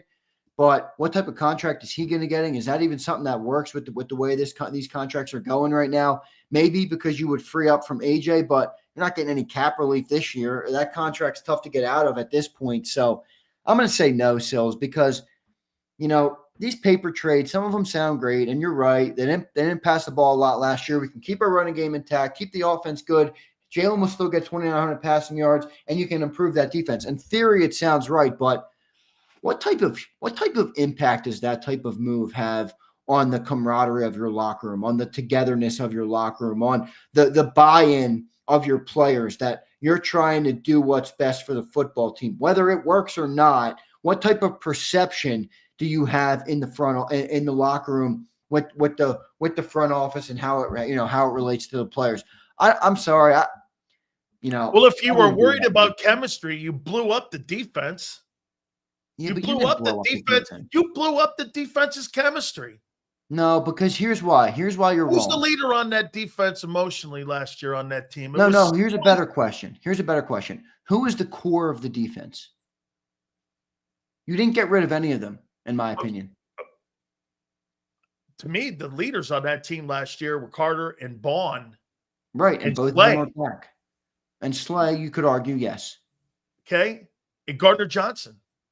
2 of your leaders are and I would put Reed in there because if Vic said that too, I believe that. So all of those guys are returning. Now, if you go to the offensive side of the ball, A.J. Brown is a core piece. So I think blowing that up just doesn't make sense to me. Look, I know there's change at the defense, but me and John talked about this extensively. One of the reasons they moved on from CJ is because they identified very quickly who are the core pieces we want here for the future. Who are people we are going to go to extended lengths to keep in Philly? Jalen Carter, Vaughn, Nolan, Cooper, Quinion. How do you not look at a guy who's 27 years old, has been to 3 straight NFC titles and 2 Super Bowls with you and won one, and not think he's part of your future? It's the NFL. No, can I ask you this? Wow. And I'm not trying to pick on CJ, but dude, 5 teams in 5 years. 4. It might be 4. It's 4. Saints, Eagles, Lions, Eagles. And all moved on from him after 1 year. Texans. Now he's with the Texans. So, I'm not even trying to pick on the guy because I kind of like the mentality and stuff. Great point. At what point you're so loved in the locker room, man. You're in one place forever. Yeah. So there's pros and cons of the player, and I do think there is some sort of that. Oh, that is a great take. It's a great take. 4 teams in 5 years. Fuck. Dude, his last 4 years have been one and done. Last 3. Man. 4 years ago, the Saints moved off of him. Awful productive. Yeah. Productive. 12 interceptions the last 2 years. Mm-hmm. I mean, Xander. I mean, you're telling me you can't eat a little shit for a guy who's real good? I'm more with you in this regard. Sack up and deal with the player. The guy can produce. Yeah. You don't win Super Bowls with choir boys. I mean, if you want choir boys, then go into a different line of work. That's right. I'm with you on that regard. I'm just saying I think that's probably the rationale. Yeah, it is totally. Because I think they moved off of Reddick because of that bullshit. And I don't think they were wrong on him. No. But hey, I don't think Reddick was that far out of the room because he just signed a 1-year deal, not playing anything and being an asshole. Hey, Hassan Reddick was probably the biggest asshole in the entire league last year, and he still just signed a deal for 14 annually. Yeah, it's true. That shows you how good the player is. He could have played out his final deal at $14 million, and then probably got $25 million a year. Milton Williams just got $26 million a year. He completely outplayed his hand here with the market. Yeah. Let's read these supers here. Let's read these supers. Appreciate everybody, by the way. Big viewership today, man. Thanks, everybody. Matt Dio says, CJ was injured 2 of 3 years. It's fair. He was injured the first year with us. Remember, he missed, Yep, what, 5 games? he missed what? He missed 5 like games? 13 games. Yep. He was good this year, though, Dio. He missed a ton of games in Detroit. He sure did. He came back for the playoffs. Yeah, remember he missed like from week 2 on. He missed he got hurt in like 2 or 3, week 2 or 3. Yep. Dirty D says, didn't we get Lewis Seen? He played safety at Georgia and was great. He was great at Georgia. Hasn't done much in the pros, but yes, he is on the roster and he will be an Eagle next year. I'll leave that for you to comment on. Okay. He was drafted decently. I think he's a guy that could be something, but you're right, he hasn't been. Bearded Willie, thank you, Bearded. He says, if it wasn't about personality, then how much money did we actually save? We couldn't even re-sign Burks for $2 million a year right now. We don't even know who's playing next to Bond for first half of the season. Trotter, Wait a minute here. No Wait a play. minute. The Eagles aren't doing it because they can't. They're doing it because they don't want to. Yes. That's not the position the franchise is in. They're never going to be in a position, and I say that emphatically, unlike other teams, the Eagles are never going to be the Saints in cap hell. That's not how they operate. You know what? Personally, I think the Eagles would rather be a 5-win team than be in cap hell, than sit there and say that they will have their cap upside down. They will never do that. They'll look at production, bad coaching for the 5 wins, and they'll rectify it the following year. But you know what they won't do? They will not have cap hell. That's not what that franchise is. I think they're making these moves with strategic things in mind. A trade next year with Carter. They're very high on their young players. See, they've probably got a lot of Xander in them on what Xander's talking about with the younger players. They really believe in investing in the young guys. I'll tell you something else too, Xander. I really believe that they really think that they have a really great coaching staff on defense, that they think that they got those coaches could do exactly like Bobby King and those guys and Clint Hurt. All those guys are potential free defensive coordinators in other places. They got a great defensive coaching staff this year. It's probably the best defensive coaching staff they've had, I would say, since you had that 17 Super Bowl. No doubt. I think 100%. I think you're spot on with that. Good stuff. Bearded Willie. Here's what I would say back to you, Bearded Willie. If it wasn't about personality, then how much money do we actually save? I'm going to go ahead and say, Bearded Willie, this was more about personality than the money. It is. Future money, yes, but money this year. Christopher Michael, what's up, Christopher? Hey, guys, been watching for a while, but first time commenting. Love that, man. Appreciate you for watching. Thank you, Christopher. I get a lot of these messages of people who say, I watch you every day. I just don't comment in the chat. So for all the people who don't comment, we hear you and we appreciate you.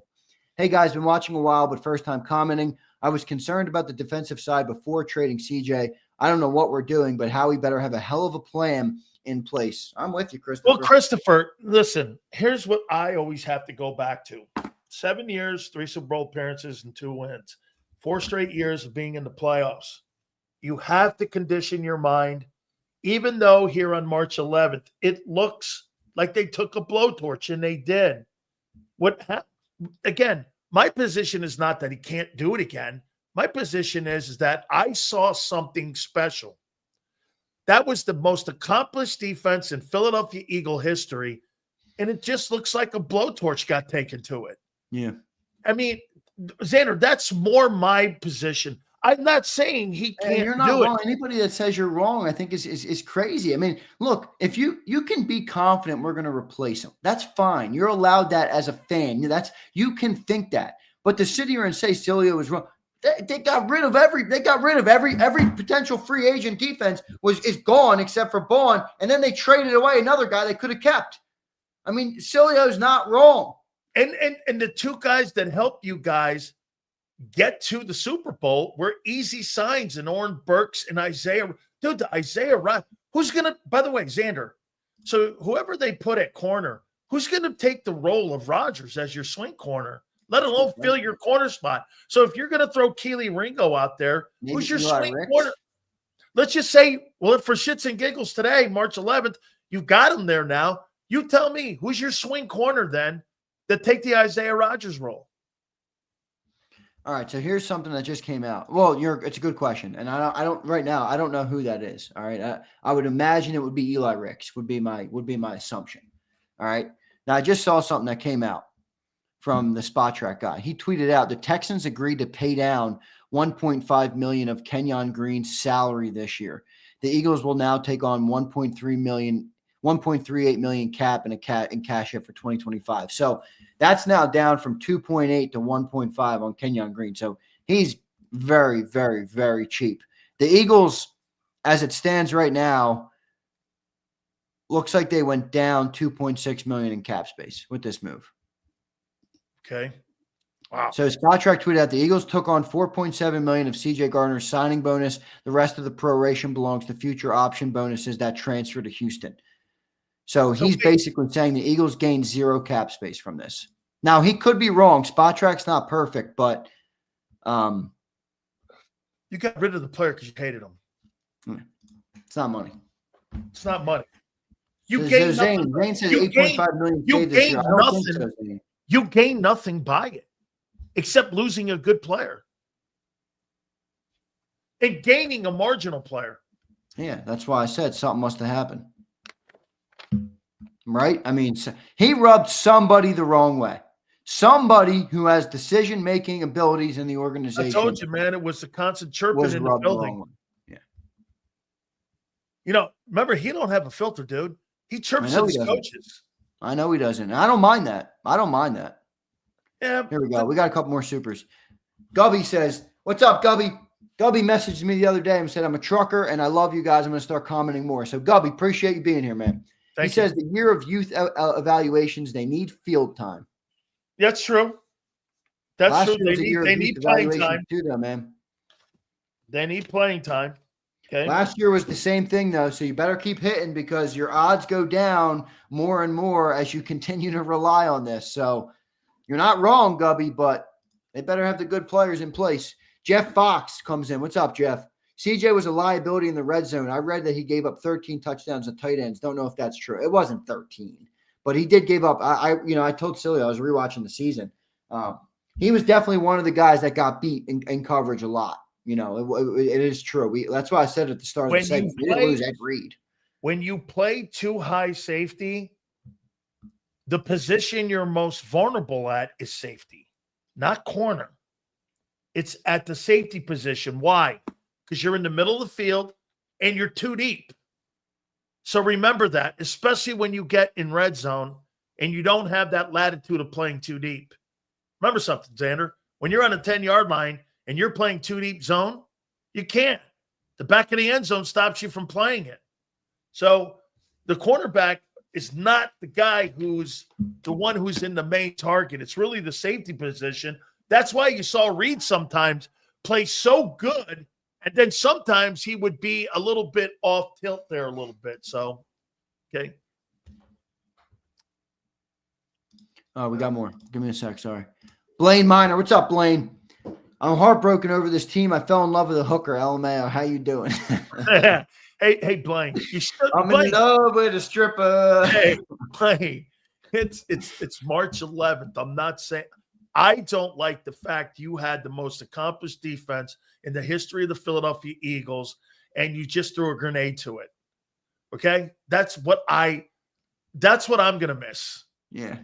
Who knows that really, song? It's what it is. Sills, you know that T-Pain song?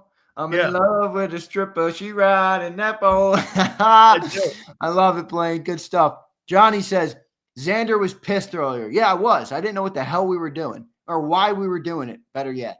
Now that he found out about no money, I wouldn't imagine it's better. Apparently there is like 8.5. I guess there's 8.5 million of cash savings. I don't know what that means in terms of the cap. Other than does that mean the owner doesn't have to stroke that check this year? Yeah, that's exact. And the 11.5 next year.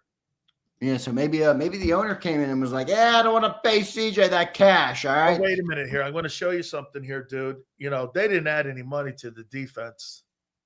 They just moved money around because the majority and the bulk of that money of the Slay cutting and the Bradbury cutting and moving on from Gardner Johnson paid Zach Bond's deal. Once again, here we are, dollar shopping again over there at the dollar store instead of being at Neiman Marcus like you are on the offensive side. Man, boy, they're asking Vic to take that chicken shit again and make that chicken soup. Oh, Yes, they are. shit. Man. Hey, work your magic on this guy. All right.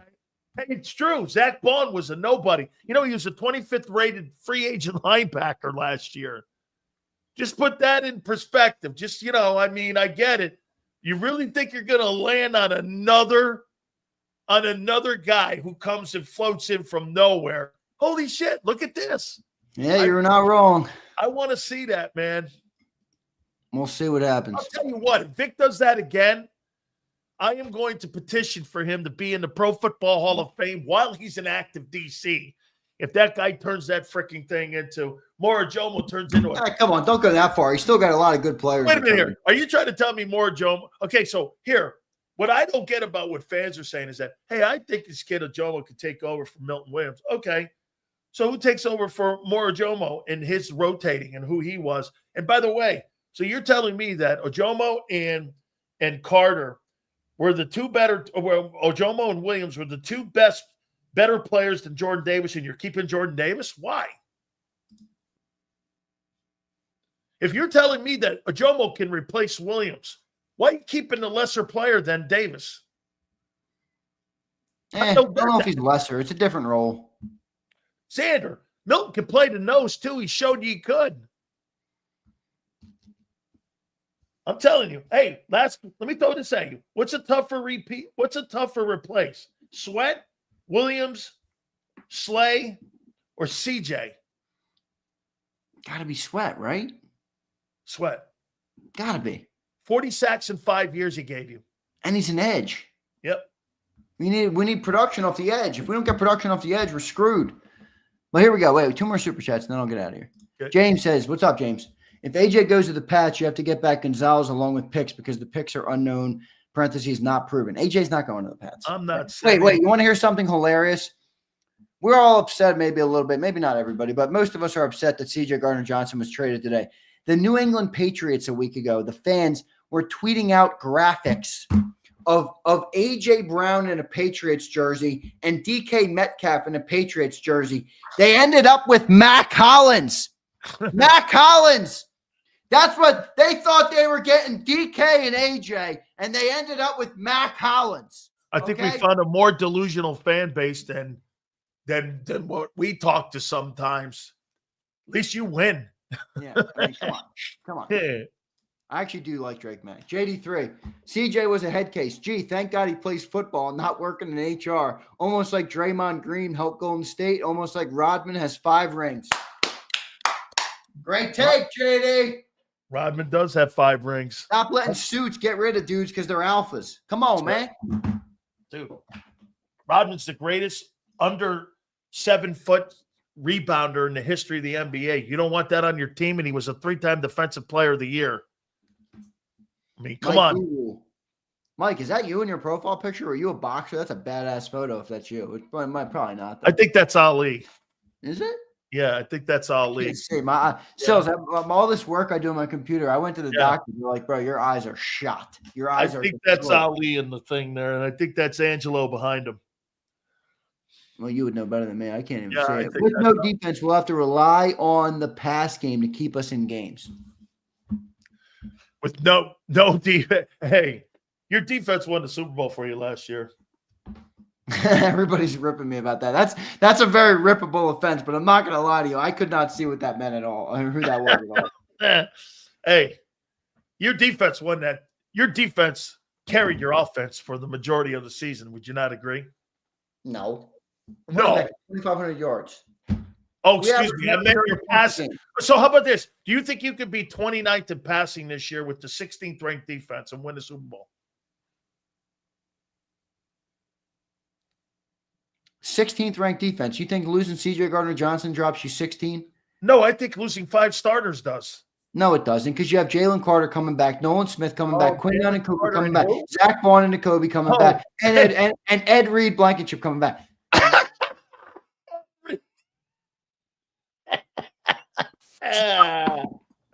Yeah, right. Okay, 5 starters off your defense, and you're ready to rock. Let's go, baby. You got to be kidding me. thought I was in a firing squad this morning With what?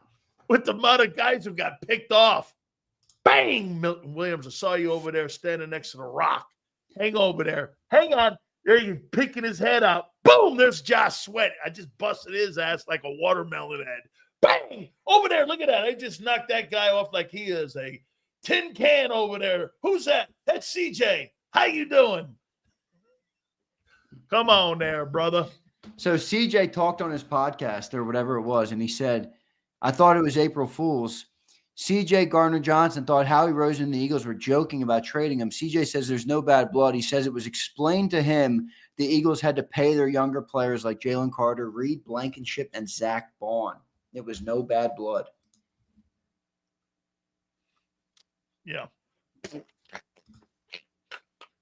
Nick M says, do we pray we get Emanwari now? They ain't drafting him. He's going in the first round. They're not using a first-round pick on a safety. Come on, bro. You think they Well, trade you know out the of Eagles by now? How long have you been a fan? Nick M, they're not using a first-round pick on a safety, dog. You think they trade out of that pick, 32? Possibly, unless they really like an edge rusher. Yeah. Yeah. If Walter Nolan falls, I would go and get him, and then I would say you upgraded Milton Williams. I think that kid's going to be a beast. So you think it's I like that dude. I Dio think says it's cash. CJ was due roster bonus $5-6 million in 25. He got $7 million bag in 24. Due 8.5 in 2025. You Nice. think I should get Lane on? Get Lane Kiffin on? Lane Kiffin, I love Lane Kiffin. He's hilarious. Classic SEC guy. Well, Lane will tell us about him. Yeah, he will. Well, you know what else Lane can tell you about? Lane can tell you about Jalen Hurts at the University of Alabama. That was his OC? Yeah. Okay. Do I really believe what CJ said? No. Lane Kiffin was Jalen Hurts' offensive coordinator at Alabama his freshman year. Okay, I'll get him on. Lane is constantly Do you two really believe the story CJ Gardner-Johnson said? No. No. I do not. I don't really care about the story, honestly. The story's overrated, Johnny. I care about what we're doing on the team. That's right. Was that it? That's it. All right, dude. Hey. Woo, man. Holy cow. I thought this was going to be one of the, non-drama teams in my entire life. Nick says, drafted 2 corners last year. Anything's possible. Nah. Hey, you cover the Eagles, man. You got hot drama every day. Every day. But Sileo and the Philadelphia Eagles are like a match made in heaven. Oh, my God. But the difference is, unlike the Cowboys, they win. Who, the Eagles? Yeah. Yeah. Yeah. Wait, say that one more time. They have such drama every day. And what else are they? But they win. And what else do they win? Don't. What? They don't just win. That's right. There. Hey, he's back on the victory train. Wait. Say it. No. Why? You said before the Super Bowl, we weren't a champion. We were winners. We weren't champions. No, bitch, we are. All right? 3 appearances in 7 years, 2 rings in 7 years. We get there more than most. And you don't have the same unit you had a month ago. It's like you're wearing a different set of shoes. Oh, is all of a sudden every NFL team comes back with all the same guys, or it's a bust? I'm talking about the champs, Junior. That's what I'm talking about. The champs are here. The no-holes defense is up on the shelf up there, though. He's not coming off until we get some moves. Let's see what happens. Hey, you think he's done this week? Howie, no. Howie's never done. I love covering the Eagles. Silly, I finished my show this morning on Birds 365.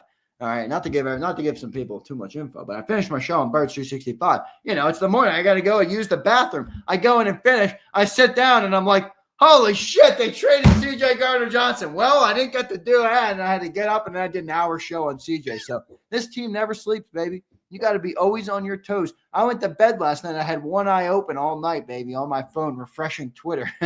I want to leave this with you before you go here. Yeah, Dan, sorry, Philly Sports doesn't want me doing anything with you on JAKIB because you're our competition now. You know who Philly Sports is? You haven't identified them. That's that new that new company. Get this. Yeah, they hate us. They hate us. I appreciate the offer, and believe me, if anything changes, I will let you know. I would love to, but I've been instructed not to come on your show. Yeah, John Marks is cool. Yeah, no, I'm like this. Little old Sills. No, you're not little old Sills. Anybody who says that isn't listening. You know, we had one guy in here. Oh, you know that many subscribers. You have no clue. You could go and find the biggest subscribing channel on YouTube, and I guarantee they don't have as many monthly views as Sileo gets. People don't understand our style because most YouTube channels are like one video a day, or like they have this. Like, we're a daily show every single day, so our growth looks different. Our numbers look different, but we have some consistent ass numbers. We got 40 million views on our YouTube channel. So Big Sills is cooking. You know, I was out and about in Philly the other day, and, you know, I had another person stop me and say, oh, we love JAKIB. We love the National Football Show. We love what you do. We love Dan Sileo. So people love you. People listen to you. Whether they love you or they hate you, Sills, they hear you, okay? And by the way, let me tell you something. And you know this, I'm sure. The reason that Angelo comes on your show is not, it may be because he likes you now, but originally the reason Angelo kept coming on your show is because his phone blew up when he got off your show. That's what happened. Blew up. So he knows coming on here, he has more reach than on his own website. Howard gets more reach here than he gets on his own podcast. I was shocked Howard came on. Everybody's listening. Everybody's listening. I really was. I went like this. Howard, can you come on? He goes, what time are you thinking? And I'm like, you know, he goes, you know, I'm working on my thing here. And he wanted to stay on longer. I said, you come on anytime you want. You got an open door. He's all set up to now. He knows how to do the digital stuff because he's doing it. So yeah, the setup was good. It was funny. I don't know what was going on with that mannequin thing he had. What was that thing? Elvis or something? Yeah, it was Elvis. He's got like. It's funny because we were just debating this me and a couple of the people in JAKIB Nation were debating because you see the Eagles players got like a mannequin in their house. And I'm like, that's not my style. Like, I wouldn't put a mannequin in my home. I would get like a plaque or frame my jersey up and my gloves or something. Like, I don't know what I would do, but dude, are you crazy, man? I wouldn't put a mannequin in my home. If somebody saw a mannequin in my house, they'd be like, okay, Silly was just out of some brothel. Dude, I would punch it. I would walk in and be bang! Yeah. I don't even put no mannequins in my home. Pastor Pumper will continue to give his daily sermon, and these dudes in the chat can't do anything about it. Pastor Pumper is iconic, bro. Yo, I got to use that, Brian. Pastor Pumper. You got to be kidding me. I got to do some live reads here, man. I got to do some live reads. All right. Yeah, dude. Are you behind? You better get them because I am behind. I got a couple to make up here. All right. So all right, guys. We got some bills to pay in the last 20 minutes of the show. All right. We do. I don't think I've taken a break. No. Did you go open Balzer? No break after Balzer? Nope. Holy shit. 3.5. 332 running strong for Big Sills. I'm telling you. 10 hours. No, I put in, because during your open, I put in, this is a Sileo masterclass. And someone was like, his takes on the roster are not a masterclass. I'm like, dummy. Separate my business from the roster management. Sileo is a master at creating a sports talk show. Whether you like him or you do not like him, that is undeniable. All right? Undeniable. Xander knows what he's doing now. Holy shit, he's going to be a terror, man, here in a couple years here, man. Keep the good work up, kid. I appreciate it, man. That shit you're doing in the morning. It's funny, Xander asked me something, and I'll tell you guys. He goes, Sills, what shows do you watch during the day? I said, I watch you and John. He goes, no, what national? I go, why would I want to watch people I don't really like? I go, I'm not hearing anything. The only problem that I have is that damn McMullen, man, it's his way or the highway. Yeah, it is. It is. But listen, just like your shtick is what makes you great, right? Part of that people like because John means what he says and he believes it to the point of if you don't believe it, you're a fucking idiot. And in a way, that inspires people to believe and listen to John. So listen. The one thing I love about media is that everybody has their own pull, but there's things that I don't think people pick up on that make people good. You know, when we first hired John, people were always boring. I'm like, you know, you're missing the point. Yeah. John isn't Sileo. John isn't trying to be. John is going to be your information guy. John is going to be, I have people email me. They're like, John is soothing. That's what people use. They were but soothing. they listen. He's soothing to listen to. I'm like, yeah, you're right. He brings that mellowed out Eagle fan. And when I first watched him, I'm like, holy shit. But then I saw the numbers. I'm like, yeah, well, that doesn't matter what I think. Yeah, I love both you and Johnny Mac. I really do. I get it. I listen to him, man, and all the work that you guys do and following these trades. Let me go, dude. I appreciate it, dude. I got to do some work. Love all you guys. Hit that like button. Please, guys, hit that like button. We're almost at 300. Hey, make sure you check out my friends at Morgan & Morgan. Great time. If you have any issues with anything going on in your lives or you know somebody that's been injured, my friends at Morgan & Morgan have had this agency for over 25 years. John Morgan and his wife, Ultima, have built this agency into being the #1 injury law firm in America with over $20 billion in recoveries for their clients. That's their resume. They're second to none. Nobody in the United States has a better record than what Morgan & Morgan has done for their clients. I told you about the story in PA. $650K a family was initially offered by an insurance company. No way. They went to court. John and his team of thousands of attorneys got $26 million for that family in PA. In Florida, a family was offered $350,000 on a settlement. No way. John and his team went in and got $12 million for that family. If you're ever injured, please check out my friends at Morgan & Morgan. Go to forthepeople.com/Big Sills or pound law 529. That's forthepeople.com/Big Sills or pound law 529. And do me a favor, you tell them Big Sills sent you. This is Eric. When he got injured in a car accident, he called Morgan & Morgan. He not only gets a lawyer, he gets trial lawyers like Sam and Jessica who are in it to win it. He gets his own investigators with briefcases, leather ones. And if you ever have questions, our customer service folks keep things rolling. Injured? We're your army. Morgan & Morgan, America's largest injury law firm. Ignite your nights with free live entertainment daily, only at Live Casino and Hotel Philadelphia's Center Bar. 7 days a week, enjoy some of the region's top party bands, performers, and DJs as they take the stage in the heart of the casino action. Great cocktails, live music, and lively moments. It's all happening at Center Bar at Live Casino and Hotel Philadelphia. Visit livecasinophilly.com for more details and the complete list of upcoming events. Must be 21 or older. Gambling problem? Call 1-800-GAMBLER.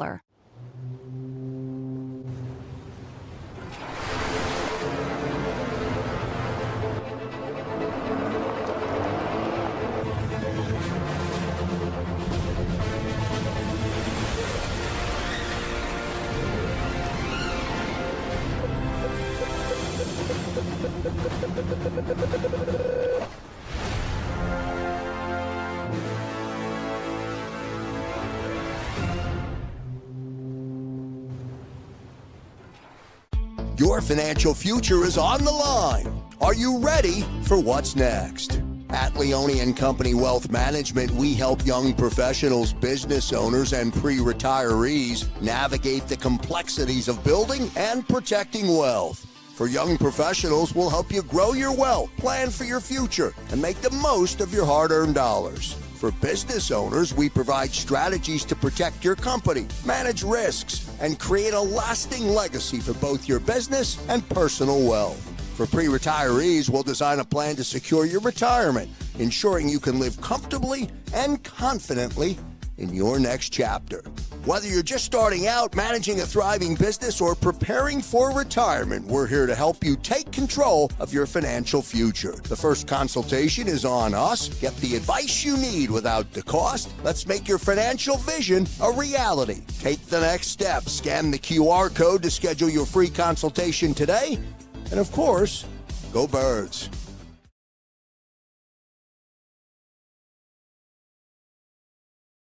In our hometown, we all look out for each other. We step up to keep our communities going strong. And at Independence Blue Cross, we're here to keep you going strong as the #1 health insurer in the region. No IBX is always looking out for you. EAGLES, Eagles.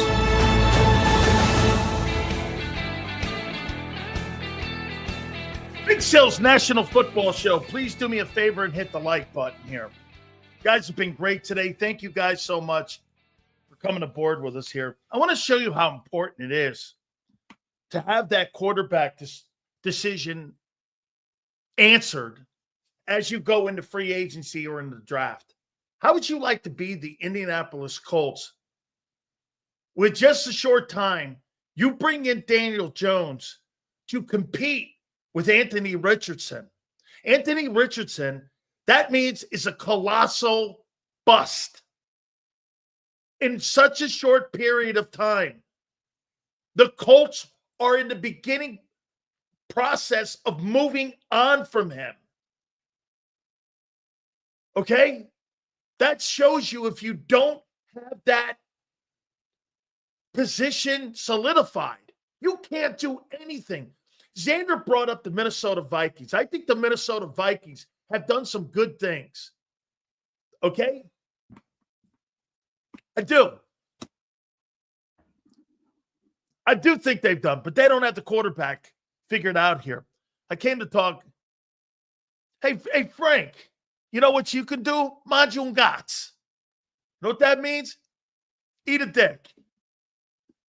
Okay? Hey, let me tell you this again.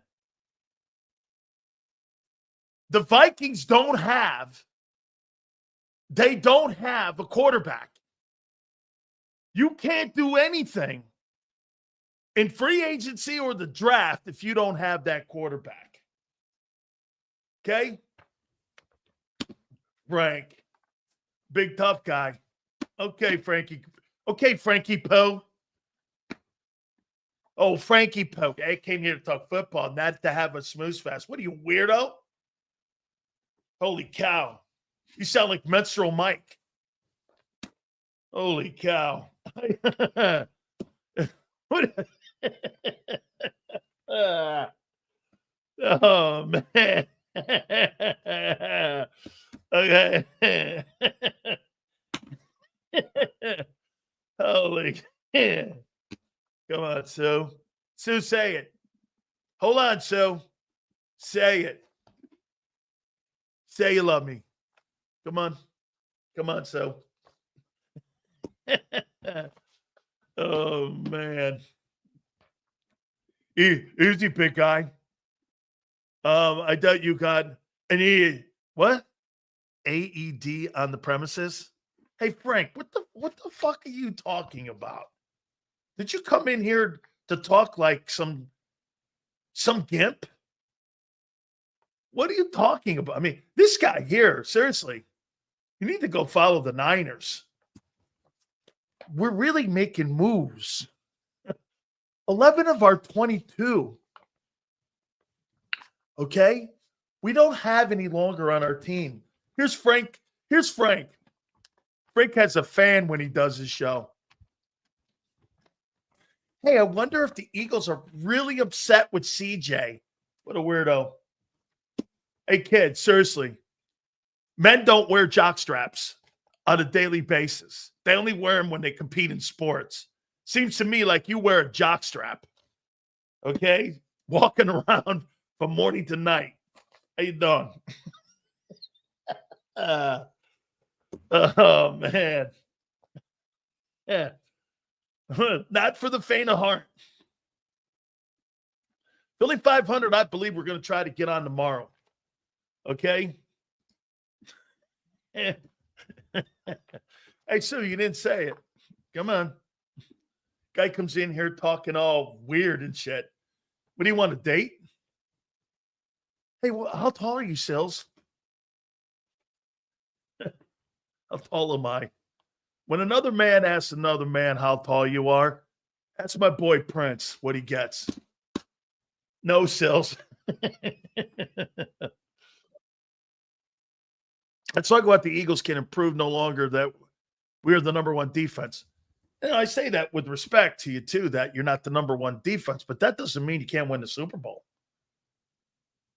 By the way, CJ said the call went well.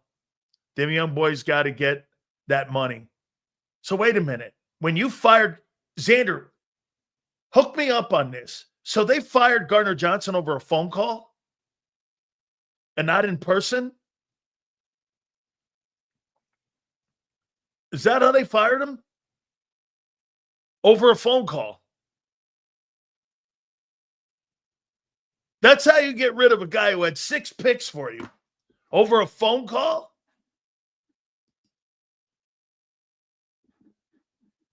He's probably in Florida, Xander said. So when you fire a guy who had 12 interceptions for you in 2 years you played for him, you call him up and you go, I'm moving on from you because of money. You're 27 years old. You've been to 3 straight NFC championship games, two Super Bowls in 3 years.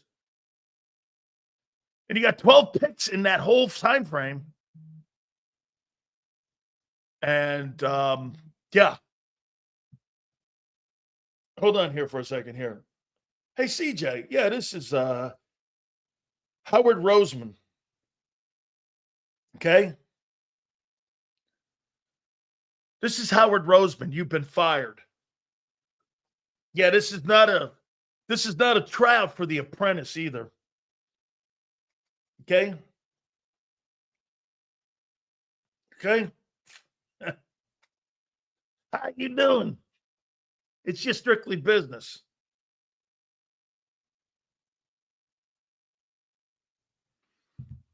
You fired him over a phone call. All right. Look at Sue. She's an English major. Hey, she's an English major from I'm guessing, what is it? Philadelphia Community College. Congratulations to you, Sue. Oh, man. I want to read this team one more time here. Ready? Moro Ajomo. Taking over for Milton. Underachieving Jordan Davis.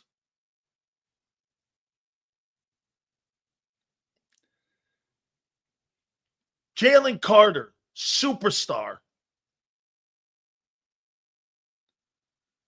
Nolan Smith, part of the paper mache boys, but good. Zach Bond, gritty, guts, all pro. N'Kobe Dean, Mr. Chopsticks, but good.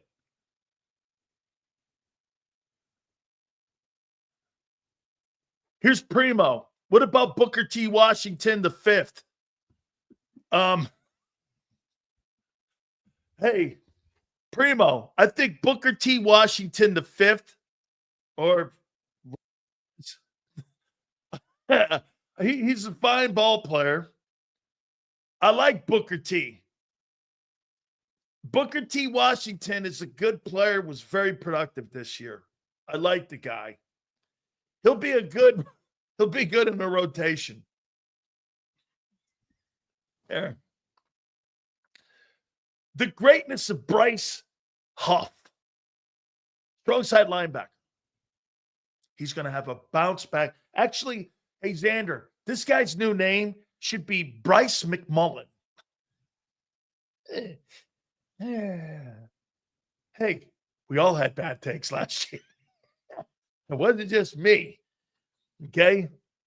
It wasn't just me. All right. I just may have had more. Bryce Huff.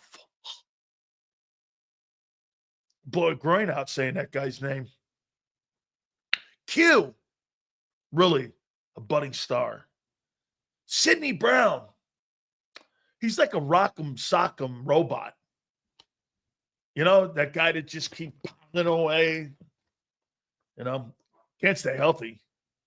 You know why he can't stay healthy? Hey, yeah, what's that guy that played for the Colts? That played for Tony Dungy? What's the guy's name that played for Dungy that was always hurt? He was a defensive back, and he hit people so hard that he would end up most of the time on the injured reserve. Bob Sanders. Thank you, Denny. Thank you, Ray. Bob Sanders. Now, if that kid can be like that and be like Bob Sanders, you got somebody special because that guy can play. By the way, that guy, if I'm not mistaken, Denny, Taylor, Trez, did Bob Sanders go to college at Iowa like Cooper DeJean did? I think he was an Iowa guy. I really like Bob Sanders. Then you got Keely Ringo. Young, promising. You know what all that means? I ain't done shit yet. The leader, Reed. Ed Reed Blankenship. That's what Sanders calling him. More like Donna Reed Blankenship. Nah, I like the kid. I do. All right. Then you got Cooper.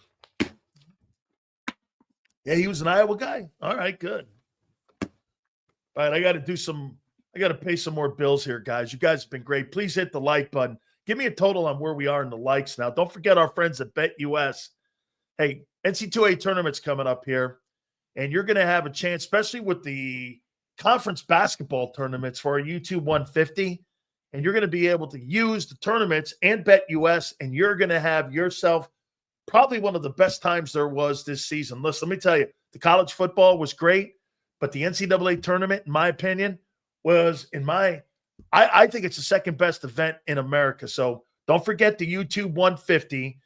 Signing bonuses up to $2K. Your second and third are 125%. Your crypto is also up to 200%. Go to betus.com.pa. That's betus.com.pa. Fastest payouts in the business. 24/7 personalized service, 365 days of the year. Live wagering on all major games. Go to betus.com.pa. That's betus.com.pa. Do me a favor. You tell them Big Sil sent you. This is Eric. When he got injured in a car accident, he called Morgan & Morgan. He not only gets a lawyer, he gets trial lawyers like Sam and Jessica who are in it to win it. He gets his own investigators with briefcases, leather ones. And if you ever have questions, our customer service folks keep things rolling. Injured? We're your army. Morgan & Morgan, America's largest injury law firm. Ignite your nights with free live entertainment daily, only at Live Casino and Hotel Philadelphia's Center Bar. 7 days a week, enjoy some of the region's top party bands, performers, and DJs as they take the stage in the heart of the casino action. Great cocktails, live music, and lively moments. It's all happening at Center Bar at Live Casino and Hotel Philadelphia. Visit livecasinophilly.com for more details and the complete list of upcoming events. Must be 21 or older. Gambling problem? Call 1-800-GAMBLER.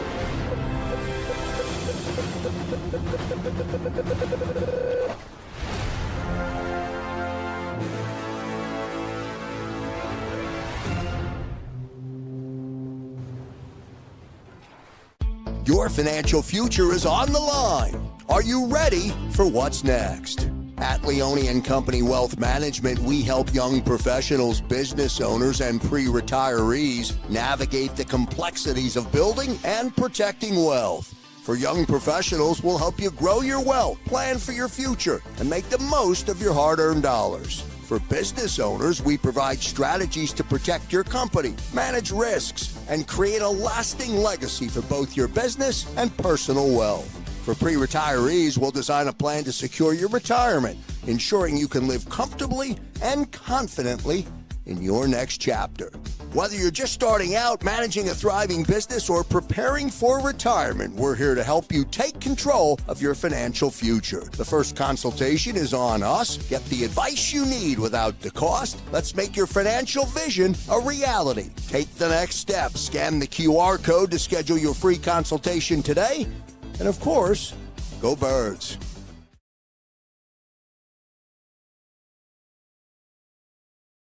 In our hometown, we all look out for each other. We step up to keep our communities going strong. And at Independence Blue Cross, we're here to keep you going strong as the #1 health insurer in the region. No IBX is always looking out for you. EAGLES. Eagles.